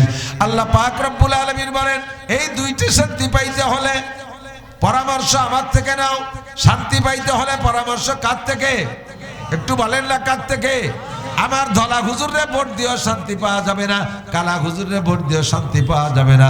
অথচ আমরা শান্তি খুঁজি নেতাদের পিছনে। নির্বাচনের সময় আসলে 90% পাবলিক স্লোগানে যখন মিছিলে যখন বের হয় 90% পাবলিক মুশরিক হইয়া যায়। স্লোগানে কি বলে? কাশের কি বক্তব্য দেয়? বোতল বাইরে দিলে ভোট শান্তি পাবে দেশের লোক, কয় কি কয় না? বোতল ভাইকে দিলে ভোট শান্তি পাবে দেশের লোক। কই যে বোতল ভাইরে ভোট দিলাম, তোমার সেই বোতল ভাই তো মহা অশান্তিতে। বোতল ভাই নিজেই জেলখানায়। বোতল ভাইরা কত বোতল ভাই, কেউ মহাজারে ইন্ডিয়া হিজরত করে চলে গেছে, কেউ মহাজারে দুবাই, কেউ মহাজারে লন্ডন, কেউ মহাজারে আমেরিকা। যারে ভোট দিলাম শান্তির লোভে সে নিজেই মহা অশান্তিতে। কাজেই সে আমারে সুখ শান্তি দেওয়ার কোনো ক্ষমতা রাখে? জোরে বলেন রাখে? আমার আল্লাহর কোনো জায়গায় হিজরত করে চলে যাওয়া লাগে? আমার আল্লাহর কি নির্বাচন ছাড়িয়ে দিয়ে আর একদিক চলে যাওয়া লাগে? আমার আল্লাহর নামে কোনো মামলা আছে? আল্লাহরে র্যাবে তাড়ায় না, আর্মিতে তাড়ায় না, পুলিশে ধরার জন্য ধাওয়া দাবল করে না। আমার আল্লাহ যেখানে আছে ওখানেই থাকেন। আমার আল্লাহ কুলিল্লাহুম্মা মালিকাল মুলক, এই গোটা জাহানের প্রেসিডেন্ট আমার আল্লাহ, গোটা জাহানের মালিক আমার আল্লাহ। আমার আল্লাহকে ভোট দিলে একমাত্র শান্তি পাওয়া যায়। কতক্ষণ? আর কেউ রে ভোট দিয়ে শান্তি পাওয়া যায় না। আল্লাহ পাক বলেন, যদি শান্তি পাইতে চাও ফালিয়াবুদু রাব্বা হাযাল বাইত। মসজিদ কি এই ভাষা নাকি? এই ভাষা। ফালিয়াবুদু রাব্বা হাযাল বাইত, এই ঘরের রবের ইবাদত করো। তার মানে মসজিদের রবের, মসজিদের ঘরের, মসজিদ ঘরের রবের ইবাদত। মসজিদের ঘরের রবকে, আর আমার রবকে, আপনার রবকে। আলহামদুলিল্লাহি রাব্বিল আলামিন, সারা জগতের রব আমার আল্লাহ। রব মানে প্রতিপালক, যার যা লাগবে যেমন লাগবে তারে তেমন পরিবেশন করতে পারেন যিনি, তিনি একমাত্র রব। ততক্ষণ আমার কি লাগবে এটা আমি জানি না, আমার রব জানে। আমার কোন সিজনে কি লাগবে আমার রব জানে। ও দোস্ত দেখেন, আনারস, আনারস একটা ফল, যে সময় আনারস প্রচুর হয় ওই সময় এক প্রকারের জ্বর হয়। আবহাওয়াগত দিক দিয়ে ওই সময় এক প্রকারের জ্বর হয়। আল্লাহ পাক ওই জ্বরের প্রতিরোধক হিসেবে ওই সময় আনারস ফল তৈরি করে। কয় আনারস খাইলে ওই সময় জ্বর সাইরা যায়। কন্যা সুবহানাল্লাহ। তাহলে আমার ওই সময় আনারস লাগবে, এটা আমার দুনিয়ার নেতা নেত্রী বোঝে নাই, এটা বুঝছে আমার আল্লাহ। ঠিক কি ঠিক না? যে সময় যে ফল খাইলে ওই সময় সিজনালি রোগ হয়, ওই রোগের থেকে প্রতিরোধ করে এই ফল, সেই ফল আল্লাহ তাআলা ওই সময় তৈরি করে দেয়। আমের সময় আম, কাঁঠালের সময় কাঁঠাল, আনারসের সময় আনারস, আপেলের সময় আপেল। যে সময় যা দরকার সব কিছু পরিবেশন করে। ধনী আর গরিব পর্যায়ক্রমে পাল্টায় পাল্টায় আল্লাহ তাআলা ব্যক্তি হিসেবে নিয়ামতের ক্লাসিফিকেশন করেছে। বোঝেন এই কথায় দিক তাকান। ধনী গরিব আল্লাহ তাআলা ব্যক্তি পার্থক্যে নিয়ামতের ক্লাসিফিকেশন করেছে। সবাই আল্লাহ ধনী বানাবে না। আল্লাহর সিদ্ধান্ত ওরা দারাজাত, মান সম্মানের দিক দিয়ে সবাই সমান বানানো যাবে না। যদি সবাই একই রকম সম্মানী হইতো তাহলে জুতো বানাতো কেনা, কাপড় বুনতো কেনা, দর্জিগিরি করতো কেনা, আরে এই সমস্ত ছোট ছোট কাজ করতো কেনা, তোমার সুইপারিগিরি, বাথরুম পায়খানা সাফ করতো কেনা। এই জন্য এক দলের সুইপার বানাতে হবে, এক দলের মুসি বানাইতে হবে, এক দলের ঋষি বানাইতে হবে। কতক্ষণ? একদল রে কামার বানাইতে হবে, একদল রে কুমার বানাইতে হবে, একদল রে তাঁতি বানাইতে হবে, একদল রে স্বর্ণকার বানাইতে হবে, একদল রে ভোটার বানাইতে হবে, একদল রে মেম্বার বানাইতে হবে, একদল রে চেয়ারম্যান, আর একদল রে উপজেলা চেয়ারম্যান, আর একদল রে একটু উপরে নিয়ে এমপি বানাইতে হবে। তার মধ্যে আর একদল বাছাই করে মন্ত্রী বানাইতে হবে। ওর মধ্যে আবার বাছাই করে একজন রে প্রধানমন্ত্রী বানাইতে হবে। সর্বোপরি মুরব্বী একজন প্রেসিডেন্ট বানাইতে হবে। ওরা ফানা বাদাকুম ফাওকা বাদিন দারাজাত। এভাবে ক্লাসিফিকেশন করে যদি মানুষ তৈরি না করতাম দুনিয়াটা চলতো না। এটা আল্লাহ পাকের সুন্দর একটা নিজাম। কথা কোন ঠিক কি ঠিক না?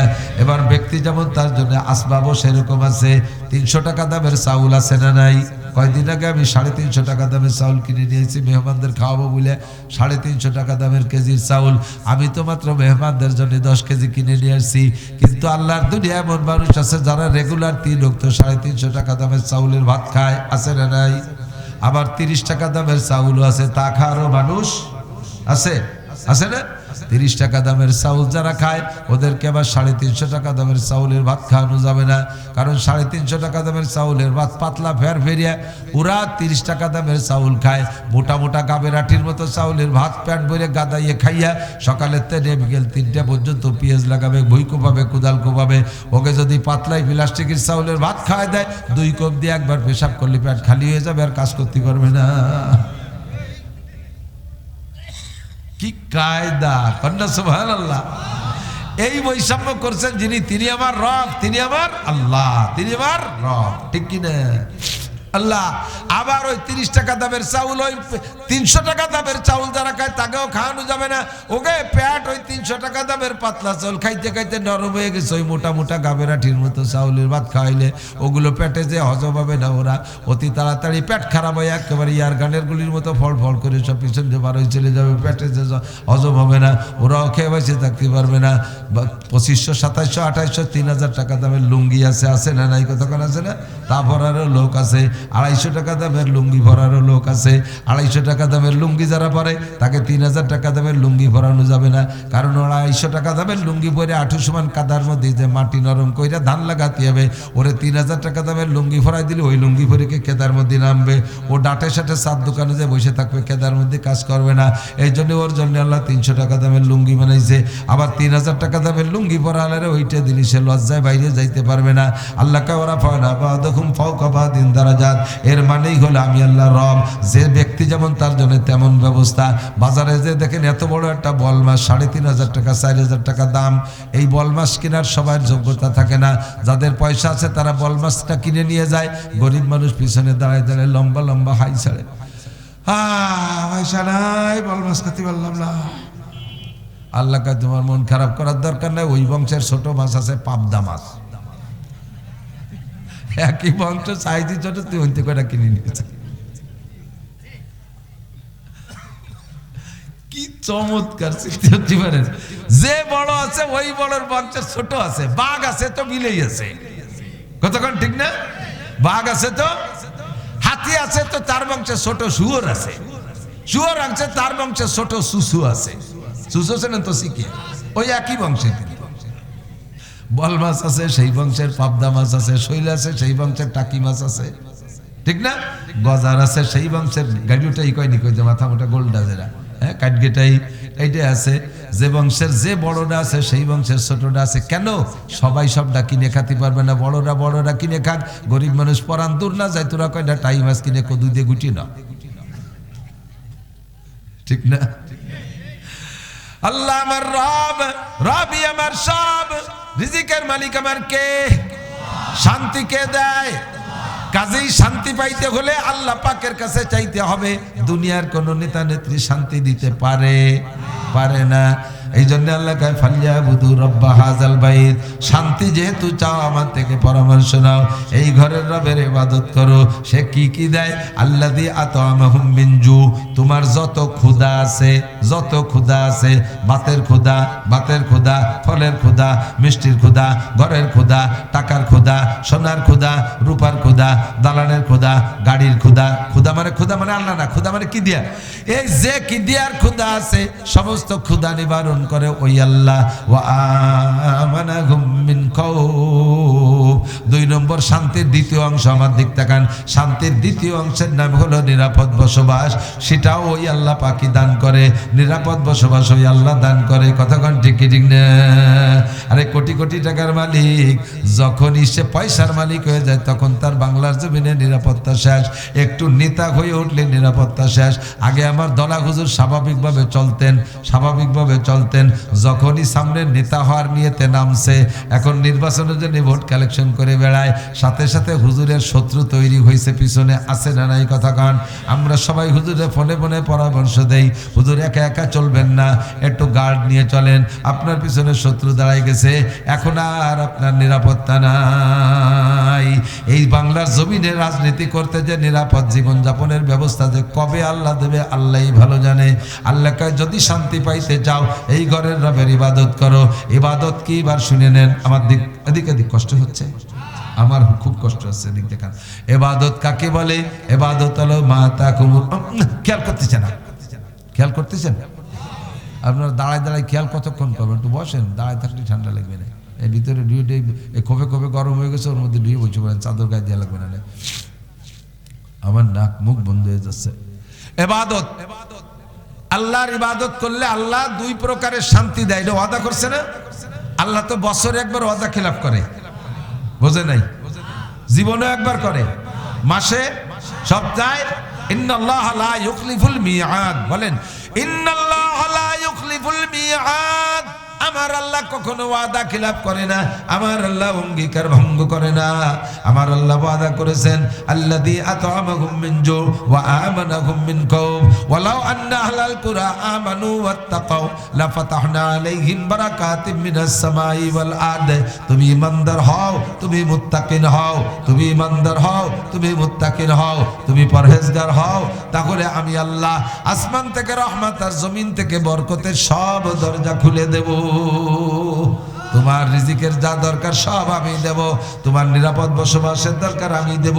সরকার নিরাপত্তার জন্য কত বাহিনী বানাইছে, 1 নম্বরে সেনাবাহিনী, 2 নম্বরে তার সাথে বিমান বাহিনী, 3 নম্বরে কি বলা হয় নৌবাহিনী, 4 নম্বরে বিডিআর, 5 নম্বরে র্যাব, 6 নম্বরে পুলিশ, 7 নম্বরে আনসার, তাই না, 8 নম্বরের শহীদার, 9 নম্বরে দফাদার। কত দ্বার তৈরি করছে। আবার এক এক বাহিনীর মধ্যে আবার ক্লাসিফিকেশন আছে। পুলিশের মধ্যে কয়েক প্রকারের পুলিশ আছে, তার মধ্যে এক প্রকারের পুলিশের নাম অ্যান্টি করাপশন। কারণ ওই পুলিশরাও যারা করাপশন করে তাদেরকে ঠেকানোর জন্য ওর মধ্যে বাছাই করে কিছু আল্লাহওয়ালা পুলিশ বানাইছে, তাকে নাম অ্যান্টি করাপশন, তার মানে দুর্নীতি দমন কমিশন। এই দুর্নীতি দমন পুলিশ ওরা আবার নাকি শুনছি যে কয়েকদিন ধরে ঘুষ খাওয়া শিয়ে গেছে। অ্যান্টি করাপশন যাকে বানাইছে তারাও বলে নাকি করাপশন করা শুরু করছে, ওদের ঠেকানোর জন্য আরেকটা বাহিনী বানাইছে, তাদের নাম অ্যান্টি করাপশন। এখন তারাও যদি দুর্নীতি করে তাহলে কোথায় যাবা? হযরত নবী পাকের জামানায় মেম্বারের উপরে তাক, হযরত আবু বকরের সময় তারপরে তাক, হযরত উমরের সময় তারপরে তাক, উসমান এসে কয় এভাবে যদি নিচের দিক তাক বানাতে যাই তাহলে হয় মেম্বারে আসমানে নিয়ে যেতে হবে, আর নয় নিচের তাক মাটির তলে চলে যাবে। কাজে এই জায়গা থামিয়ে যাক, কতক্ষণ এই জায়গা থামিয়ে যাক। এবার অ্যান্টি করাপশনের পাশে দাঁড়াইছে অ্যান্টি করাপশন। ওরাও যদি ঘুষ খায় তাকে ঠেকাবে কিনা, তারাও যদি ঘুষ খায় তারে ঠেকাবে কিনা। ঘুষের হাত থেকে বাংলাদেশকে বাঁচানো বড় কঠিন হয়ে গেছে। আগে আমরা বদনাম দিতাম নির্বাচিত সরকার, আওয়ামী লীগের সময় নেতারা ঘুষ খায়, বিএনপির সময় বিএনপিরা ঘুষ খায়। বর্তমানে তো কোনো আওয়ামী লীগ আর বিএনপি নাই, এখন তো কোর্ট কাছারিতে অফিস আদালতে কোনো ঘুষ খায় না, না দাঁত মেজি ফেলাইছে, অজু হয়ে খুলিয়ে দিয়েছে। এখন খায় আশের বাচ্চার চাইতে বেশি। আশের বাচ্চা আসে শামুক খায় না, শামুক খায় না, আসে কি শামুক সবাই খায়, দইরে টপাস করে গিলি ফেলে। কতক্ষণ? এখন ঘুষখোর আগের চাইতে কয়েক গুণ বেড়ে গেছে এই 16-17 মাস। কোথাও হাত দেওয়ার কায়দা নাই, ঘুষতি লাখ ফাটায় ফেলাই দিচ্ছে। শান্তি যদি পাইতে চাও ওই মালিকের সাথে যোগাযোগ করো, ইবাদত করো। ইবাদত কি? ইবাদত 2টা জিনিস, বলেন ইবাদত 2টা জিনিস কি? কয় কি মা তাকুমুর রাসূলু ফাখুযুহু ওয়া মা নাহাকুম আনহু ফান্তাহু। দুনিয়ার যে কাজ করবা ওইটাই ইবাদত হয়ে যাইবে। প্রত্যেকটা কাজের মধ্যে 2টা দিক আছে, একটা দিক বৈধ আর একটা দিক অবৈধ। একই কাজ, একই খেয়াল কর, একই কাজের ভিতরে 2টা দিক। জমিতে একটা কোপ দেবেন, এই কোপটা বৈধ এবং অবৈধ 2 রকম হতে পারে। কোপটা যদি আপনার জমিতে ভিতরে দেন তাহলে বৈধ, আর ওই কোপটা যদি আলীর পর্যায়ে কোপ দিয়ে আর একজনের জমি ভিতরে আনেন সেই কোপটাই কতক্ষণ পেঁয়াজ উঠোনো বৈধ। যদি নিজের ক্ষেতের পেঁয়াজ উঠোন আর একজনের ক্ষেতের 1 মুঠ উঠোই এনে বুড়ির মধ্যে ফেলাই চলেন তাহলে এই মুঠ কি হবে? অবৈধ। আমার পকেটে টাকা আছে, এই 500 টাকা আমি হাতে ধরছি, আমার একান্ত হালাল টাকা, রক্ত পানি করা টাকা, এই টাকাটা আমি ধরে রাখছি, এটা আমার জন্য হালাল। আপনি দম করে থাবায় দিয়ে আপনার হাতে কেড়ে নিয়ে গেলেন, ওই টাকাটাই আপনার জন্য হারাম। হালাল না হারাম? কতক্ষণ হালাল না হারাম?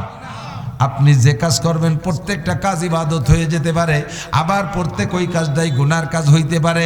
দুনিয়ার কাজটার ভিতরে আপনার ইবাদত হইতে পারে, আবার আখিরাতের কাজও আপনার গুনার কাজ হয়ে যেতে পারে।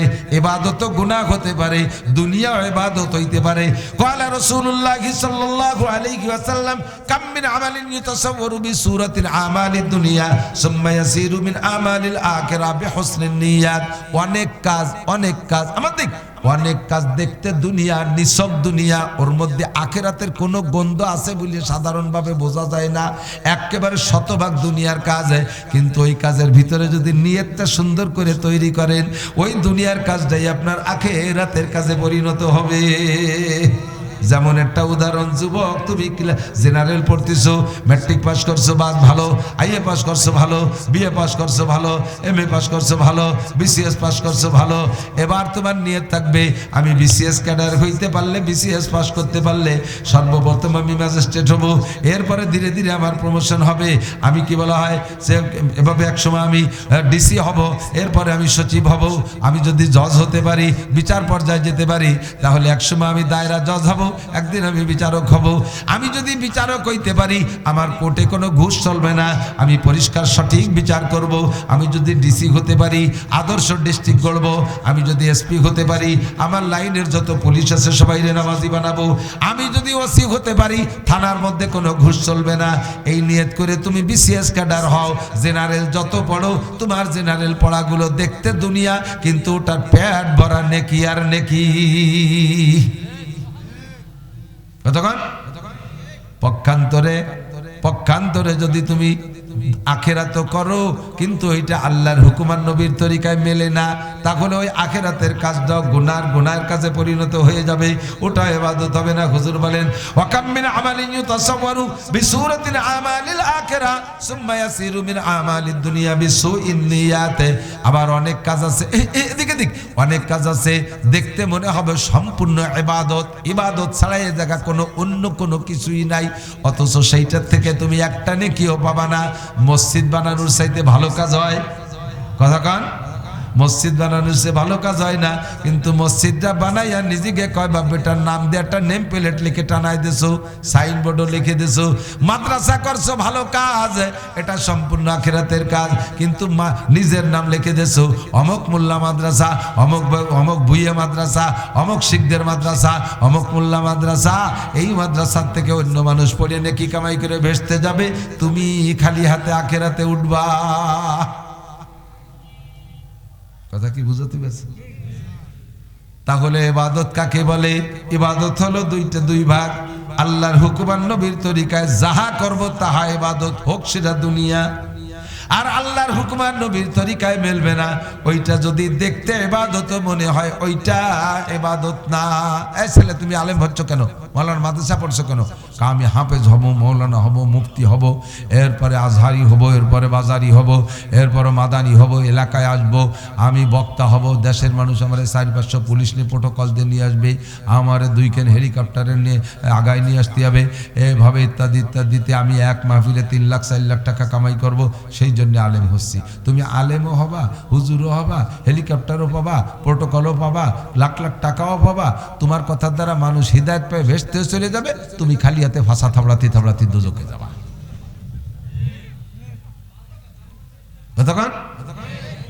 তুমি শূন্য হাত। রমজান মাসের রোজা রাখা নফল না ফরজ? রমজানের রোজা নফল না ফরজ? 30 দিন রোজা রাখছেন, এবার ঈদের দিন সবাই খায়, ঈদের দিন সবাই খায় না? আপনি খালি সেহরি খাইয়া রোজা রয়েছেন, ঈদের দিন আপনি খাচ্ছেন না কিছু, ঈদের দিনও রোজা রয়েছেন, সবাই খাচ্ছে, আনন্দ ফুর্তি করতেছে। আপনি ইফতারির সময় বড় খানসা ভরে 20 প্রকার ইফতারি নিয়ে আগের থেকে বসে তসবিহ তাহলিল করে ব্যাগটাই বুকটাইয়ে আজান দেবে 5-7 মিনিট আগে মুনাজাত তুলছেন, আল্লাহ আজকে আমি আর তুমি ছাড়া জায়গা কেউ নেই। দেখো সারা দুনিয়ার সব মানুষ কিভাবে খাইয়ে আইডির মতো হুক্কা মারি বেড়াচ্ছে। আমি আজও রোজা, নফসরে আমি দমন করছি, আজকেও সাইজ করে দিছি আমার নফসকে, আমি আজও রোজা। তাহলে যেদিন সবাই আনন্দ করতেছে সেদিন আমি আমার নফসের সাথে জিহাদ করছি, আমি আজকে রোজা রয়েছি। বলো আল্লাহ আজকে তুমি আমার কি পুরস্কার দিবা বলো? আজকে কিন্তু আর কেউ চাচ্ছে না, আমি একা তুমি একা। আল্লাহকে আজকে তোমার জুতো দিয়ে দূরে বাড়ি দেবো। এই বদমাইশ তোর আজ রোজা থাকতে গেছে কিনা? এত সুন্দর রোজাটা, তাও ইবাদত হলো না। কেন হলো না? কারণ তো আল্লাহর হুকুম আর নবীর তরিকার সাথে মিল হয় নাই। সেই জন্য কথা কি বুঝাতে পারছি? বাউল গানটা বাউল গান গায়, বাউল পাল্টি বাউল গান গায়। একটু খোঁজেন তো কোন নবী রসুল বাউল গান গাইছে? আবু হানিফা, শাফি, আহমদ, মালিক, বুখারী, মুসলিম, তিরমিজি ওয়ালা সাহাবা ইকরাম গাইছে বলে মনে হয়? খুঁজে দেখেন ইতিহাস। একজন সাহাবা গাইলো না, একজন নবী গাইলো না, একজন তাবেইন গাইলো না, একজন তাবেইন গাইলো না, একজন ইমামরা গাইলো না, আহমদ শফি সাহেব গাইলো না, সদর সাহেব গাইলো না, আমাকে বাহিদদের হযরত মাওলানা আব্দুল আজিজ সাহেব রহমাতুল্লাহ আলাইহি বাউল গান গেল না। যারা জীবনটা কোরআন হাদিসের মধ্যে কাটায় দিল তারা বাউল গান গেল না। তাহলে এই বাউল গান শরীয়তের গান, মারেফাতের গান, হাকিকাতের গান, তরিকাতের গান হবে কি করে? কেন হবে? একটু ভাবলেই তো সারে লাথি মেরে চলে আসা সহজ কথা। কারণ যেই গানটা আল্লাহর হুকুম আর নবীর তরিকায় মিল খাবে না সে গানটাও গান না।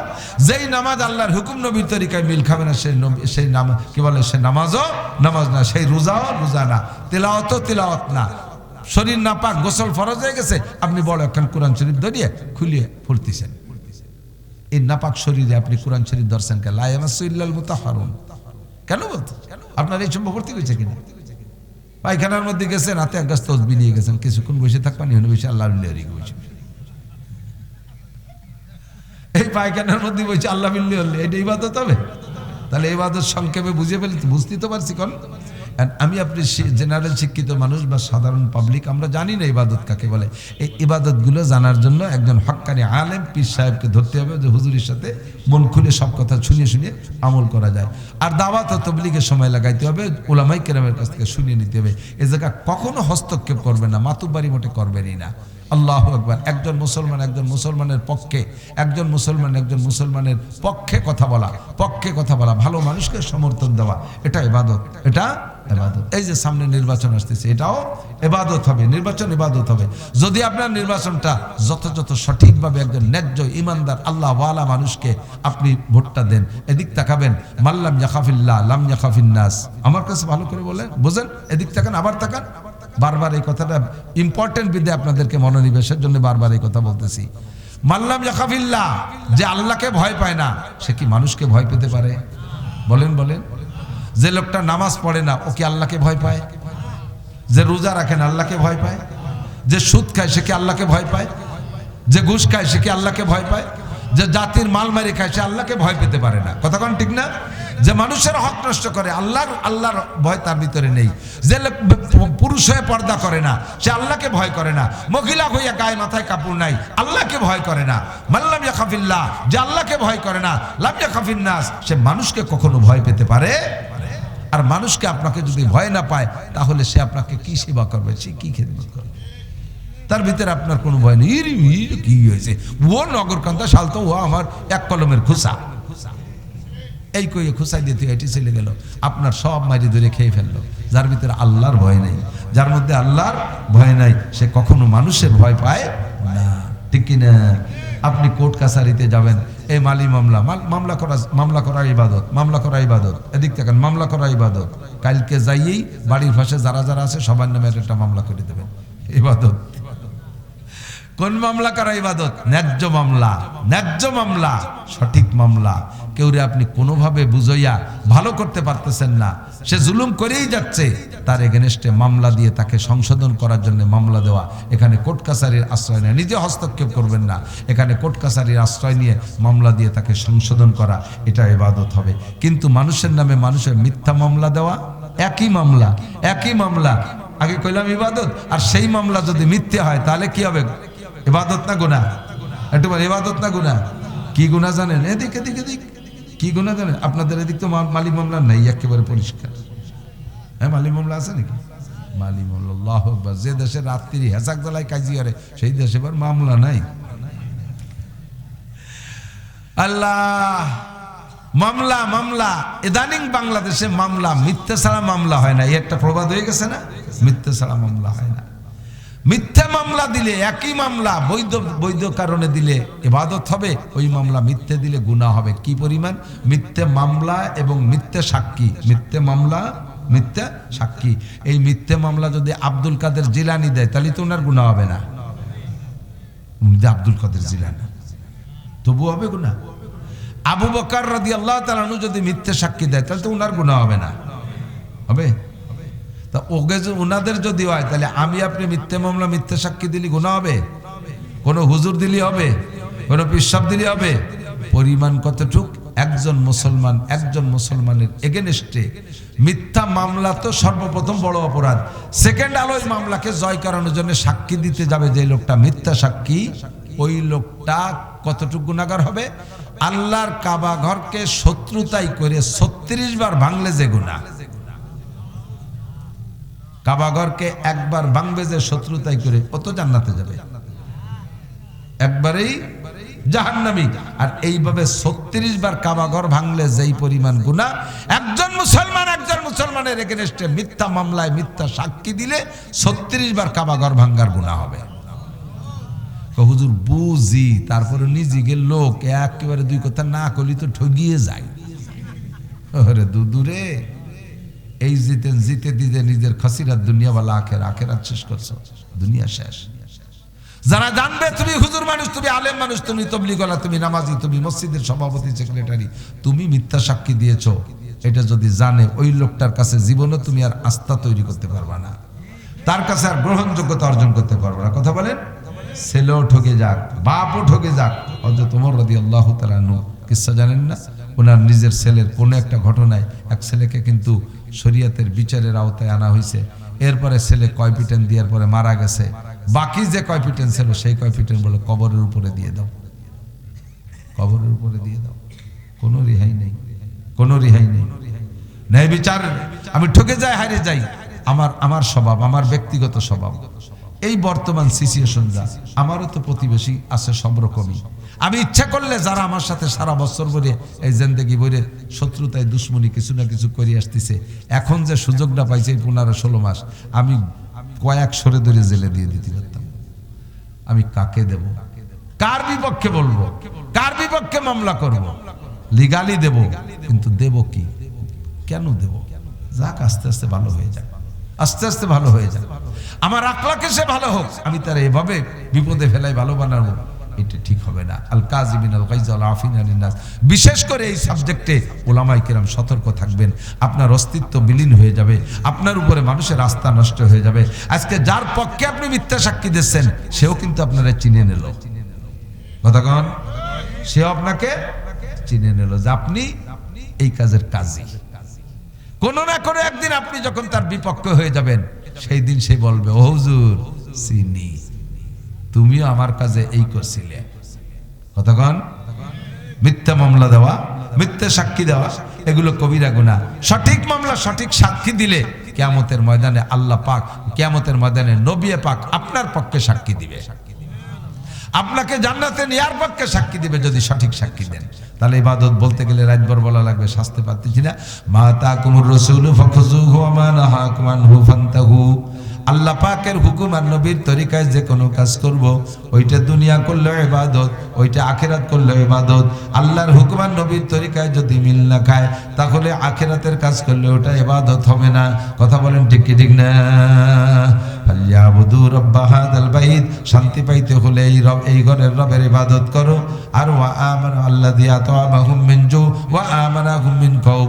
যেই আল্লাহ তোমার শান্তির দুইটা উপকরণ দেবে, এক নম্বরে পর্যাপ্ত রিজিকের ব্যবস্থা, 2 নম্বরে নিরাপদ বসবাসের ব্যবস্থা। এবার নবী পাক পরামর্শ দিচ্ছেন, আমি হাদিস পড়ছি, শুধু তরজমা আমার দিক, একেবারে ভেরি ভেরি ইম্পর্টেন্ট। হুজুর বলেন, দুনিয়ার জিন্দেগিতে যদি শান্তি পাইতে চাও, তাহলে আমার থেকে পরামর্শ নাও 3টে কাজের মধ্যে শান্তি। হুজুর বলেন আর 3টে, আল্লাহ তো বলছেন একটা, আর হুজুর বলেন 3টে। হুজুর বলেন, ইজা কানা উমারাউকুম খিয়ারাকুম। যখন তোমাদের দেশের নেতারা ভালো হবে, নেতারা ভালো হবে, নেতারা ভালো হইলে ওই নেতা গভীর রাত্রে আল্লাহর সাথে যোগাযোগ করবে। আল্লাহ রাব্বুল আলামিন, বাংলাদেশ ক্ষুদ্র বাংলাদেশ, অর্থনীতিতে অত্যন্ত দুর্বল, প্রযুক্তিতে জিরো, এদেশে কিচ্ছু নাই, আমরা পরাধীন হয়ে থাকি। বিদেশের থেকে তেল না পাইলে চলতে পারি না। আল্লাহ বিদেশি খাদ্য পর্যাপ্ত না আসলে আমরা অভাবে পড়ে যাই। একটা বন্দুক, রাইফেল, এয়ারগানের গুলি আমাদের বিদেশ থেকে কিনে আনা লাগে। আমরা বড় অসহায়। আমার এই এলাকার প্রতিনিধি বানাইছে ও রব্বুল আলামিন, এলাকার রাস্তাঘাট, খাল খনন ইত্যাদি লাগবে, স্কুল কলেজ সব জায়গা দান করতে হবে। আমার কাছে কোনো টাকা নাই। রাতের বেলা যখন ওই এমপি সাহেব আল্লাহর সাথে মুনাজাত করে যোগাযোগ করবে, আর সে আজিমের মালিক ওই নেতার উপরে সন্তুষ্ট হইয়া ওই এলাকার প্রজাদের উপরে আসমান থেকে রহমত আর জমিন থেকে বরকতের দরজা খুলে দিবে। শেষ রাত্রি উঠে মুনাজাত করার নেতা তো আমাদের এই 54 বছর দেখছি যথেষ্ট। প্রত্যেক বছর সংসদে যারা যেত, আমরা তো তাহাজ্জুদ পড়তো সবাই, তবলিগের 3 সিলে দিয়ে সাথে তকবীরে উলা নামাজ পড়তো। ও যায় নামাজ তালাশ করে। শুক্রবারে যাই একটু কোনো মতে গোলগালে ইমামের পিছনে বসে যাইয়ে হুজুর যদি বয়ানের মধ্যে একটু ওনাকে গায়ে লাগানোর মতো একটু আওয়াজ করে, হুজুরকে বাদ দিয়ে দিও, হুজুর এটা চলবে না, উনি হিট মেরে কথা বলে। তুমি হিট মারা কাম করো কেন? হুজুর সাধারণ ভাবে কইছে, তোমার গায়ে লাগলো কে? একজন, এই মাচার তলে কে? কইছে কলা খাচ্ছি না। তার মানে যে উনি চুরি করে খাচ্ছে, তাই না? কইলাম আমি সাধারণ ভাবে, তুমি খ্যাটম্যাট করো কে? অপারেশন তো তারই হয়, 20 ফুড়া জার আছে, তোমার বিস্ফোরা আছে বিদায় আমার পোস্টটা তোমার সেই কুকচিতি লাগছে। 54 বছর দেখছি, আমলিগও বলি না, বিএনপিও বলি না। আসেন, একমাত্র আল্লাহর সংবিধান ছাড়া শান্তি বাংলার জমিনে আসতে পারে? বলেন বলেন। বিএনপি হন, আমলিগ হন, আসেন কোরআনের সংবিধান নিয়ে আসেন। কোরআনের সংবিধান 90% মুসলমানের বাংলাদেশে কোরআনের সংবিধান বাস্তবায়ন করা কত সহজ, ওই সৌদি আরবে অত সহজ না। সৌদি আরবও 12 ভেজালি আছে, বহুত তালের ভেজাল আছে। বাংলাদেশের ভিতরে 90% মুসলমান এক প্ল্যাটফর্মে আসতে রাজি আছে। এই 90% মুসলমানদের ভিতরে আমলিগালারে কত পরামর্শ দিলাম, কয়েকটা সংবিধান সাংবিধানিকভাবে বাস্তবায়ন করো, জীবনে বাংলাদেশের থেকে পলাইয়ে কোনো দিক যাওয়া লাগবে না, আর কোনোদিনও তোমাদের সংসদ ছাড়া লাগবে না। একটা কথায় কান দিল, কাঠমৌলবি কি কয়, এই আমরা কাঠমৌলবি হয়ে গেছি, এবার উনি লোহা মৌলবি হয়ে গেছে। কোথায় গেলেন লোহা? ফাইনাল মাফার গেলেন কোথায়? পরামর্শ দিয়েছিলাম যে জাতীয় সংসদ থেকে নামাজের বিলটা পাশ করে বাধ্যতামূলক নামাজ আদায় করে নেন মুসলমানদের কাছ থেকে। 2 নম্বরে পর্দার বিলটা পাশ করেন। পর্দা, এই যত পার্কে দুজন বসে বসে তসবি টিপতেছে, ওই করে বাড়োই খেদান ওই জায়গায়। সমস্ত কক্সবাজার কুয়াকাটা নিরিবিলি পার্ক আর ওই সুন্দরবনের করম জল সব তো আল্লাহ আমারে ঘুরোই দেখাইছে, জাফলং তামাবিল সব ঘুরে দিয়েছি। ওই জায়গা যা যা হচ্ছে ওইগুলো বাড়োই দাবড়াইয়ে সাফ করেন, আর গার্মেন্টসের মধ্যে করেন, শিপ ভাগ করে দেন। নারীরা যে সময় ডিউটি করবে একজন পুরুষও থাকবে না, আর পুরুষটা যখন ওই গার্মেন্টসে ঢুকবে তখন কোন নারী থাকবে না। থানার পুলিশদেরকে ভাগ করে দেন, মহিলা পুলিশটা এক বেড়াকে, পুরুষ পুলিশ আলাদা বেড়াকে। নারী পুলিশরা পেট্রোল ডিউটিতে রাত্রে যাইতে পারবে না, নারী পুলিশরা ঘরেই থাকবে। হ্যাঁ, রাতের বেলা কোনো আসামি ধরতে হলে সে সময় যৌথভাবে 3-4 জন মহিলা পুলিশ যাবে, 2 জন পুরুষ পুলিশ আর তার মধ্যে একটা মহিলা পুলিশ দিয়ে আসামি ধরতে পাঠাই দিয়েছে। সেটা কিডা আসামি আর কিডা কি দিয়ে কি, তাই তো নিয়ে বিপদে পড়ে যাবে। কতক্ষণ ঠিক না? কারে ধরতে কারে ধরে, আসামি ধরতে নিজেকে ধরি বসে কি তার ঠিক? এই সমস্ত আকাম কুকাম বাদ দিয়ে ফ্রেশ একটা পরিবেশ গড়েন। সহজে কইছি পর্দার বিল পাস করেন, পর্দার বিল পাস। আমি কি খারাপ বিলের কথা কইছি নাকি? 14 দফা 13 দফা পরে দেখবেন, আপাতত এই 2 দফায় আদ দেন। 3 নম্বর দফা হলো যত বড় লোকরা আছে টাকার জাকাত আদায় করেন, পাই টু পাই জাকাত আদায় করে 40 ভাগের 1 ভাগ তো জাকাত, ওই টাকা কটা ভাগ করে দেন, তাতেই বাংলাদেশের গরিব গোরাবাগে ভিক্ষে করা লাগবে না। আর কোন গরিব মানুষ ব্যারাক অ্যাডামস, কারিতাস, বিআরডিবি, স্বনির্ভর, গ্রামীণ ব্যাংক আর আশা প্রশিকার সাথে সমিতির থেকে লোন তোলা লাগবে না। গরিবরা পর্যাপ্ত টাকা পাবে, পর্যাপ্ত টাকা পাবে। এই টাকা দিয়ে এই জাকাতের বিলটা পাস করে জাকাত উদ্ধার করবেন। তবে উঠোই আবার ভাগ করবেন, জাগে দিয়ে আজ দিয়ে ভাগ করবেন, ও তো তারা মাছ পাহারা দিতে দেয়, তাহলে কি হয় কন দিতে। 3 নম্বর 4 নম্বর বিল বলছি, গোলাম মোহাম্মদ কাদিয়ানি এবং কাদিয়ানি গ্রুপের জাতীয় সংসদ থেকে কাফের ঘোষণা দিতে হবে। বলবেন না ঠিক? কাদিয়ানিরা মুসলমান না কাফের? এইটা সংসদীয় ভাবে 4 বিলির কথা কইছিলাম। তা যদি মানতো হাসিনের জীবনও দেশ ছেড়ে যাওয়া লাগতো না। তা যদি মানে বিএনপি আলা, তারে সারা বাংলাদেশের ভোট আমি কালেকশন করে দেবো। আমরা বক্তারা বর্তমানে 5000 বক্তা বাংলার জমিনে ওয়াজ করে বেড়াচ্ছি। আমরা ডেলি 5000 বক্তায় 5 দুগুণে 10,000 মাহফিল করি, কারণ একজন বক্তা 2 মাহফিল করে এক রাত্রে। এই প্রত্যেক মাহফিলের থেকে ভোট কালেকশন করে দেব যারা কোরআন সুন্নাহকে সামনে নিয়ে আসবে। আপনারা কি একমত? একমত? যার ভিতরে আল্লাহর ভয় আছে সেই রকম নেতাকে সামনে আনলে নেতা আসমান থেকে রহমত চাইয়ে নিয়ে আমাদের ভিতরে বন্টন করবে। এই জন্য নবী বলেন, ইজা কানা উমারাকুম খিয়ারাকুম। 2 নম্বরে ওয়া আগনিয়াকুম সুমুহাকুম। তোমাদের ধনীরা যদি দানবীর হয়, যাকে যতটুকু ধন দৌলত দেওয়া হয়েছে সে যদি তার মধ্যে দানের হাতটা বাড়ায়, তার থেকে দানের হাতটা বাড়ায়, তাহলে দুনিয়াটা শান্তিতে ভরপুর হবে। উমুরকুম শুরা বাইনাকুম। 3 নম্বরে তোমাদের প্রত্যেকটা কাজ আপোষে পরামর্শ সাপেক্ষে। মসজিদ চালাবা কমিটি পরামর্শ, মাদ্রাসা চালাবা কমিটির পরামর্শ, সংসার চালাবা সদস্যদের পরামর্শ, সংসদ চালাবা তাও সংসদ সদস্যদের পরামর্শ সাপেক্ষে। তাহলে দুনিয়ার কোনো অসুবিধা থাকবে না। ফাজাহরুল আরদে খায়রুম মিন বাতনিহা। হুজুর বলেন তখন মাটির নিচের চাইতে মাটির উপরে ভাগের ভিতরে শান্তি বেশি। আল্লাহ তাআলা আমাদের জাগতিক শান্তি পরলৌকিক শান্তি নসিব করে, সবাই বলেন আমিন। মাদ্রাসার বিপক্ষে কারা একটু হাত দেখাবেন? এই মাদ্রাসার বিপক্ষে কারা মোহাব্বতের সাথে একটু হাত দেখাবেন? খালি আমি একা বিপক্ষে না? আমি বিপক্ষে না। আমি নাকি কবে আইছিলাম তো মনে তাই না, গতকাল কোন জায়গায় মাহফিল করছে তাই মনে নাই, অমনে রাখা সম্ভব না। আর তো সহ্য করতে পারতেছি না। তো সেইবার আইসে নাকি এই গাছ টাছ সহ বলে কালেকশন করে দিয়ে গেছিলাম। সেই হেফজোখানার ঘর, সেই কালেকশনের গাছ আপনারা অত্যন্ত অমায়িক। হুজুর নিজেই শুকর আদায় করছে, যা যে লেখাইছিল সব দেশে, সেই কাঠ, সেই বাঁশ, সেই টিনি ঘর হয়েই গেছে। আমার তো তা মনে নাই, আল্লাহর কসম। সেই থেকে কোরআন শরীফ সেই ঘরে পড়া হচ্ছে, আমি জানি না আমার মনের অজান্তে আমার আমলনামায় নেকি ঢুকতেই তালে আছে, আমি জানি না। আমি তো ওই কবে করে থিয়ে চলে গেছি। এখন সে জায়গার থেকে একটা, দুইটা, তিনটে, চারটে, পাঁচটা। প্রথম বছর আম গাছে কি মেলা আম ধরে নাকি? গাছ হলো ছোট, চারটে পাঁচটা আম ধরছে, দুইটি আম ধরছে। পরের বছর ডাল বাড়ছে, আরো ধরছে। পরের বছর ডাল বাড়ে, আরো ধরে। এখন এই বছর পর্যন্ত আসতে আসতে মহিলা পুরুষ দুই জায়গার থেকে 11টা ফল হয়েছে। আমি 11টা আম, বলেন না আলহামদুলিল্লাহ। আপনাদের বাড়ির ভাত খেয়ে এরা মানুষ হয়েছে। তো মাদ্রাসার পক্ষে আসেন বিদে এত দূর আসছে, বিপক্ষে চলে গেলে কোনো মতে হতো না।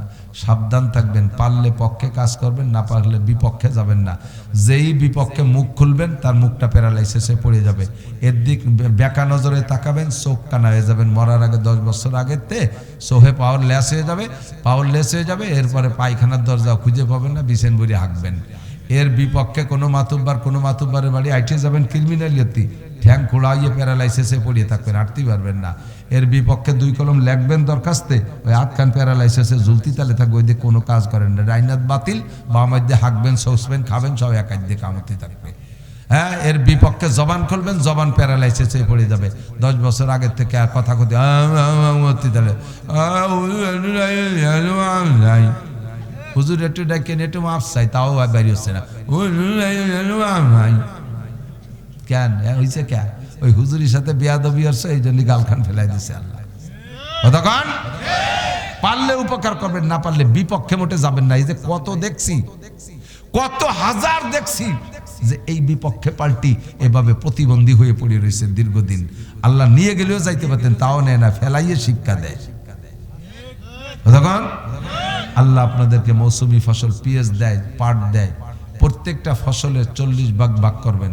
1 কেজিও যদি হয়, এটা কিন্তু ওই টাকার জাকাতের সাথে সম্পর্ক না, এটা ফসলের জাকাত। 40 ভাগের 1 ভাগ, 40 ভাগ 1 কেজি হলে তারও 40 ভাগের 1 ভাগ আপনার খাওয়া জায়েজ নাই, এটা গরিবের হক। 1 মণ হইলে 1 কেজি, 2 মণ হলে 2 কেজি, আর 100 কেজি হলে 2.5 কেজি। এভাবে যত হবে তার 40 ভাগের 1 ভাগ। পাট আর পেঁয়াজ পর্যাপ্ত খরচ আছে এর পিছনে, এই জন্য 40 ভাগের 1 ভাগ। এটা দেওয়া ওয়াজিব, এটা আপনার খাওয়া হারাম, এটা গরিব পাবে। তো আপনাদের নিজেদের এলাকার মাদ্রাসাতে অনেক মাদ্রাসা আছে, প্রত্যেক মাদ্রাসার একটা নিজস্ব বাউন্ডারি আছে। ওই বাউন্ডারির ভিতরে যারা আছেন তারা ফসলের 40 ভাগের 1 ভাগ ভাগ করে অর্ধেক নিজেদের মাদ্রাসাটা দিয়ে দেবেন, আর অর্ধেক আশপাশের থেকে অনেক মাদ্রাসা আসবে, তাদেরও কিছু দেবেন, খালিয়াতে ফিরেবেন না। আমার সুলতানশী মাদ্রাসাতেও মাঝে মাঝে আসে। আমিও গত বছর জন্য এই পাশে কোন গ্রামে আইছি, এক মসজিদিতে 42 মণ নিয়ে গেছি পেঁয়াজ। সারা বছর আমার মাদ্রাসার খাওয়ার পেঁয়াজ আর কিনা লাগেনি। কি দোয়া করছে আমার হুজুর ছাত্ররা জানেন, আজীব দোয়া। আগের বছর সোহাগ চেয়ারম্যানকে মসজিদের থেকে 52 মণ নিয়ে গেছি। তারপরে বাহিদ্দে এক মসজিদে মৌলানা শফিক সাহেবকে মসজিদের থেকে 50 মণ নিয়েছি। সারা বছরে হয়ে গেছে।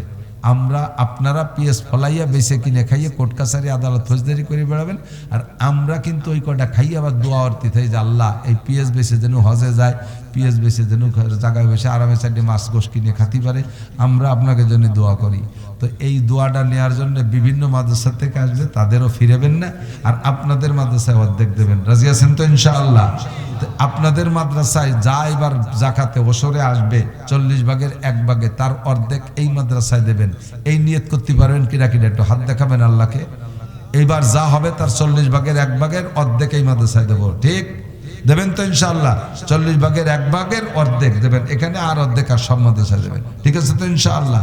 নড়েন না, কেউ যাইেন না, দিক থেকে বসেন। তো তারপরে একটু নাম লেখাই দিলে একটু আত্মতৃপ্তি হয়। মৌলানা মিজান বলছে, আমি তো শুনছি যে যেদিন থেকে নাম লেখাই দেবেন ওই দিন থেকে হুজুররা দোয়া করা শুরু করবে, আল্লাহ পিএস কটা দেওয়ার আগে যেন উনি না মরে। কমপক্ষে পিএস কটা দেওয়ার আগে যেন না মরে। মাদ্রাসার বিপক্ষে যারা তারা আস্তে আস্তে চলে যান, আর যারা পক্ষে তারা বসেন। চলে যাওয়ার আগে দেখবো যে এই কজন বিপক্ষে। আব্দুল মালিক মাতুব্বার মাদ্রাসার এই বিল্ডিং হবে, এর জন্য 20,000 টাকা। তো ওই ফসলেরটা বললাম, এখন এই বিল্ডিং এর কাজে হাত দিতে হবে। 70 লাখ টাকা লাগবে বিল্ডিং এর কাজে হাত দিতে হবে। 70 লাখ টাকা আপনারা এখানে সবাই মিলে দেওয়ার মতো মানুষ নাই আমি জানি। তো তারপরও 70,000 টাকা আমরা এখান থেকে উঠাই, 70,000 টাকা উঠুক, তাতে বাকি টাকা ইনশাল্লাহ 70,000-এ বাকি 70 লাখ প্রতি যে কয়টা লাগে টেনে নিয়ে আসবে ইনশাআল্লাহ। ইবতেদা করনা হয় মুশকিল, ইন্তেহা মুশকিল নেই। শুরু করা কঠিন, শেষ করা কঠিন না। তো আব্দুল মালিক সাহেব 20,000 টাকা। আর কোন আল্লাহর বান্দা কি আছেন 10,000 5,000 টাকা দেবেন বিল্ডিং এর কাজে? 1,000 ইট দেবেন, 100 ফিট খোয়া দেবেন? আছেন কোন আল্লাহর বান্দা? দোয়া করে দেবো ইনশাআল্লাহ। আল্লাহ কোর্ট কাছারি আদালত ফৌজদারি মালি মামলা রোগ ব্যাধি থেকে হেফাজত করবে, জমিনকে সুজলা সুফলা করে দেবে, বরকতপূর্ণ ফলন দেবে। একজন মানুষ বলবেন 10,000 5,000 টাকা দোয়া করবো। এই ছোটরা তোমরা একটু বসো, 2-4 জনের আটা দেখলে আরো মানুষ আটা দেয়, তো পরে যে কয়জন আটা দেবে ওর মধ্যে যদি কেউ 10টা টাকা দেনেওয়ালাও থাকে, তোমার আটার সাথে সে এটি চলে গেল, ওই 10 টাকার গুণা তোমার আমল নামায় জমা হবে। আমাকে যে 10 টাকার লস হলো, ওই 10 টাকার লসের গুণা তোমার আমল নামায়।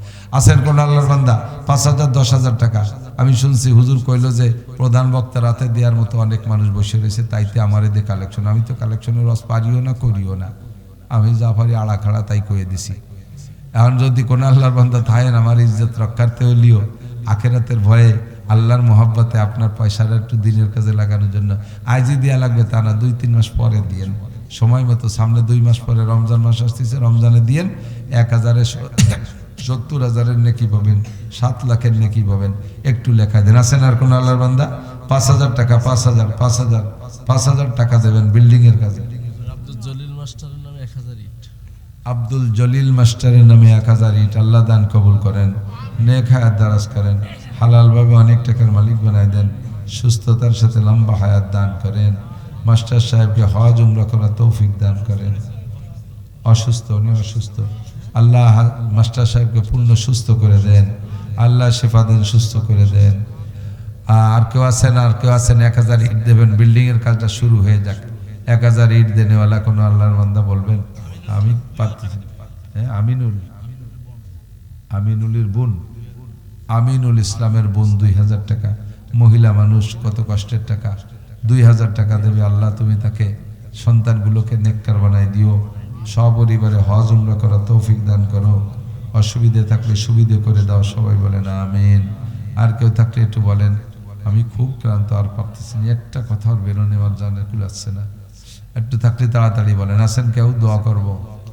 একটু বলবেন বিল্ডিং এর জন্য উপলক্ষ করে 1,000 টাকা, 500 টাকা, 2 বস্তা সিমেন্ট, 5 বস্তা সিমেন্ট দেওয়ার কেউ আছেন? একটু থাকলে বলেন। আমি জানি মৌলানা মিজান সাহেব যেই মাঠে সইসে যায় ও মাঠে আর চাষ দেওয়ার মতো মাটি দেয় না, তারপরও ছোট একটা ডেলা পাইছি 500 টাকা। এগুলো আছে নাকি কের কাছে? আছে নাকি? একটু ধ্যান দিয়ে যাই যে আছে, পরে আবার পকেটে থুয়ে দেন, আমি তো আর কাড়িয়ে নেবো না। একটু দেখান, একটু আছে দেবো না, একটু খুঁয়ে থুয়ে দেন। আল্লাহ কবুল করুক। থাকলে একটু নিয়ে আসেন। তা আপনাদের মধ্যে কি একটা গুল্লি দেবে লাস্ট ফিনিশিং, যে বিল্ডিং উপলক্ষে 10টা টাকা হলিও? হ্যাঁ, মাশাআল্লাহ, আলহামদুলিল্লাহ, জাযাকুমুল্লাহ। আল্লাহ দান কবুল করেন, নেক হায়াত দারাজ করেন। মাজেদ খন্দকার, একটু তাড়াতাড়ি কোন যারা দেবেন, আমি তো আর পারতেছি না, আমার মাথায় পড়েছেন। মাজেদ খন্দকার 2,000 টাকা। কি নাম তোমার? সাইম। তুমি দিছো? হ্যাঁ, সাইম। 8 মিনারের মা, মিলনের মা, 5 কান সিমেন্ট। মারা গেছে কিনা? মিলনের মা। মরহুমা মায়ের রুহের মাগফিরাতের জন্য নেক সন্তান, 5 বস্তা সিমেন্ট। মাকে আল্লাহ জান্নাতি করে দেন। দান করলো শেরালি খান, 5 বস্তা সিমেন্ট। আল্লাহ দান কবুল করে নেন, নেক হায়াত দারাজ করেন, ইমান আমলে বরকত দেন, সুস্থতার সাথে লম্বা হায়াত দান করেন, মরহুমদেরকে মাফ করে দেন। আছেন আর কোন আল্লাহর বান্দা? আছেন আর কোন আল্লাহ?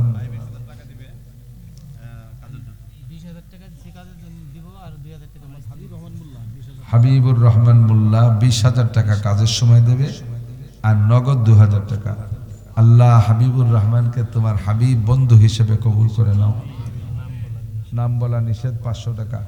আল্লাহ দান কবুল করো। আল্লাহ সবাইকে বারবার মক্কা মদিনা জিয়ারত নসিব করো। কি নাম? লালন শেখ, কাঁঠালবাড়িয়া, 500 টাকা। আল্লাহ দান কবুল করেন, নেক হায়াত দারাজ করেন, ইমান আমলে বরকত দেন। আল্লাহ সুস্থতার সাথে লম্বা হায়াত দান করেন। সবাই বলেন আমিন। আর কেউ থাকলে একটু তাড়াতাড়ি বলেন, আমার ভীষণ কষ্ট হয়ে যাচ্ছে। আছেন আর কোন আল্লাহর বান্দা? আছেন আছেন আল্লাহ। আল্লাহুম্মা সাল্লি ওয়া সাল্লিম আলা মুহাম্মদ। দুরূদ শরীফ পড়ি আর পড়তেছি। আল্লাহুম্মা সাল্লি ওয়া সাল্লিম আলা মুহাম্মদ। আল্লাহুম্মা সাল্লি ওয়া সাল্লিম আলা মুহাম্মদ। আল্লাহুম্মা সাল্লি ওয়া সাল্লিম আলা মুহাম্মদ। এক আল্লাহর বান্দা 500 টাকা লেখাইছিল, নগদেই দিয়ে গেছে। আল্লাহুম্মা সাল্লি ওয়া সাল্লিম আলা মুহাম্মদ। আরে ওই যে লোকটা পড়ে গেছে, উঠুন। আল্লাহুম্মা সাল্লি ওয়া সাল্লিম আলা মুহাম্মদ। আলহামদুলিল্লাহি রাব্বিল আলামিন। রব্বানা যালামনা আনফুসানা ওয়া ইল্লাম তাগফির লানা ওয়া তারহামনা লানাকুনান্না মিনাল খাসিরিন। আয় আল্লাহ, আমাদের সবাইকে মাফ করে দেন, আমাদের সমস্ত মরহুম মুর্দাগানদেরকে মাফ করে দেন।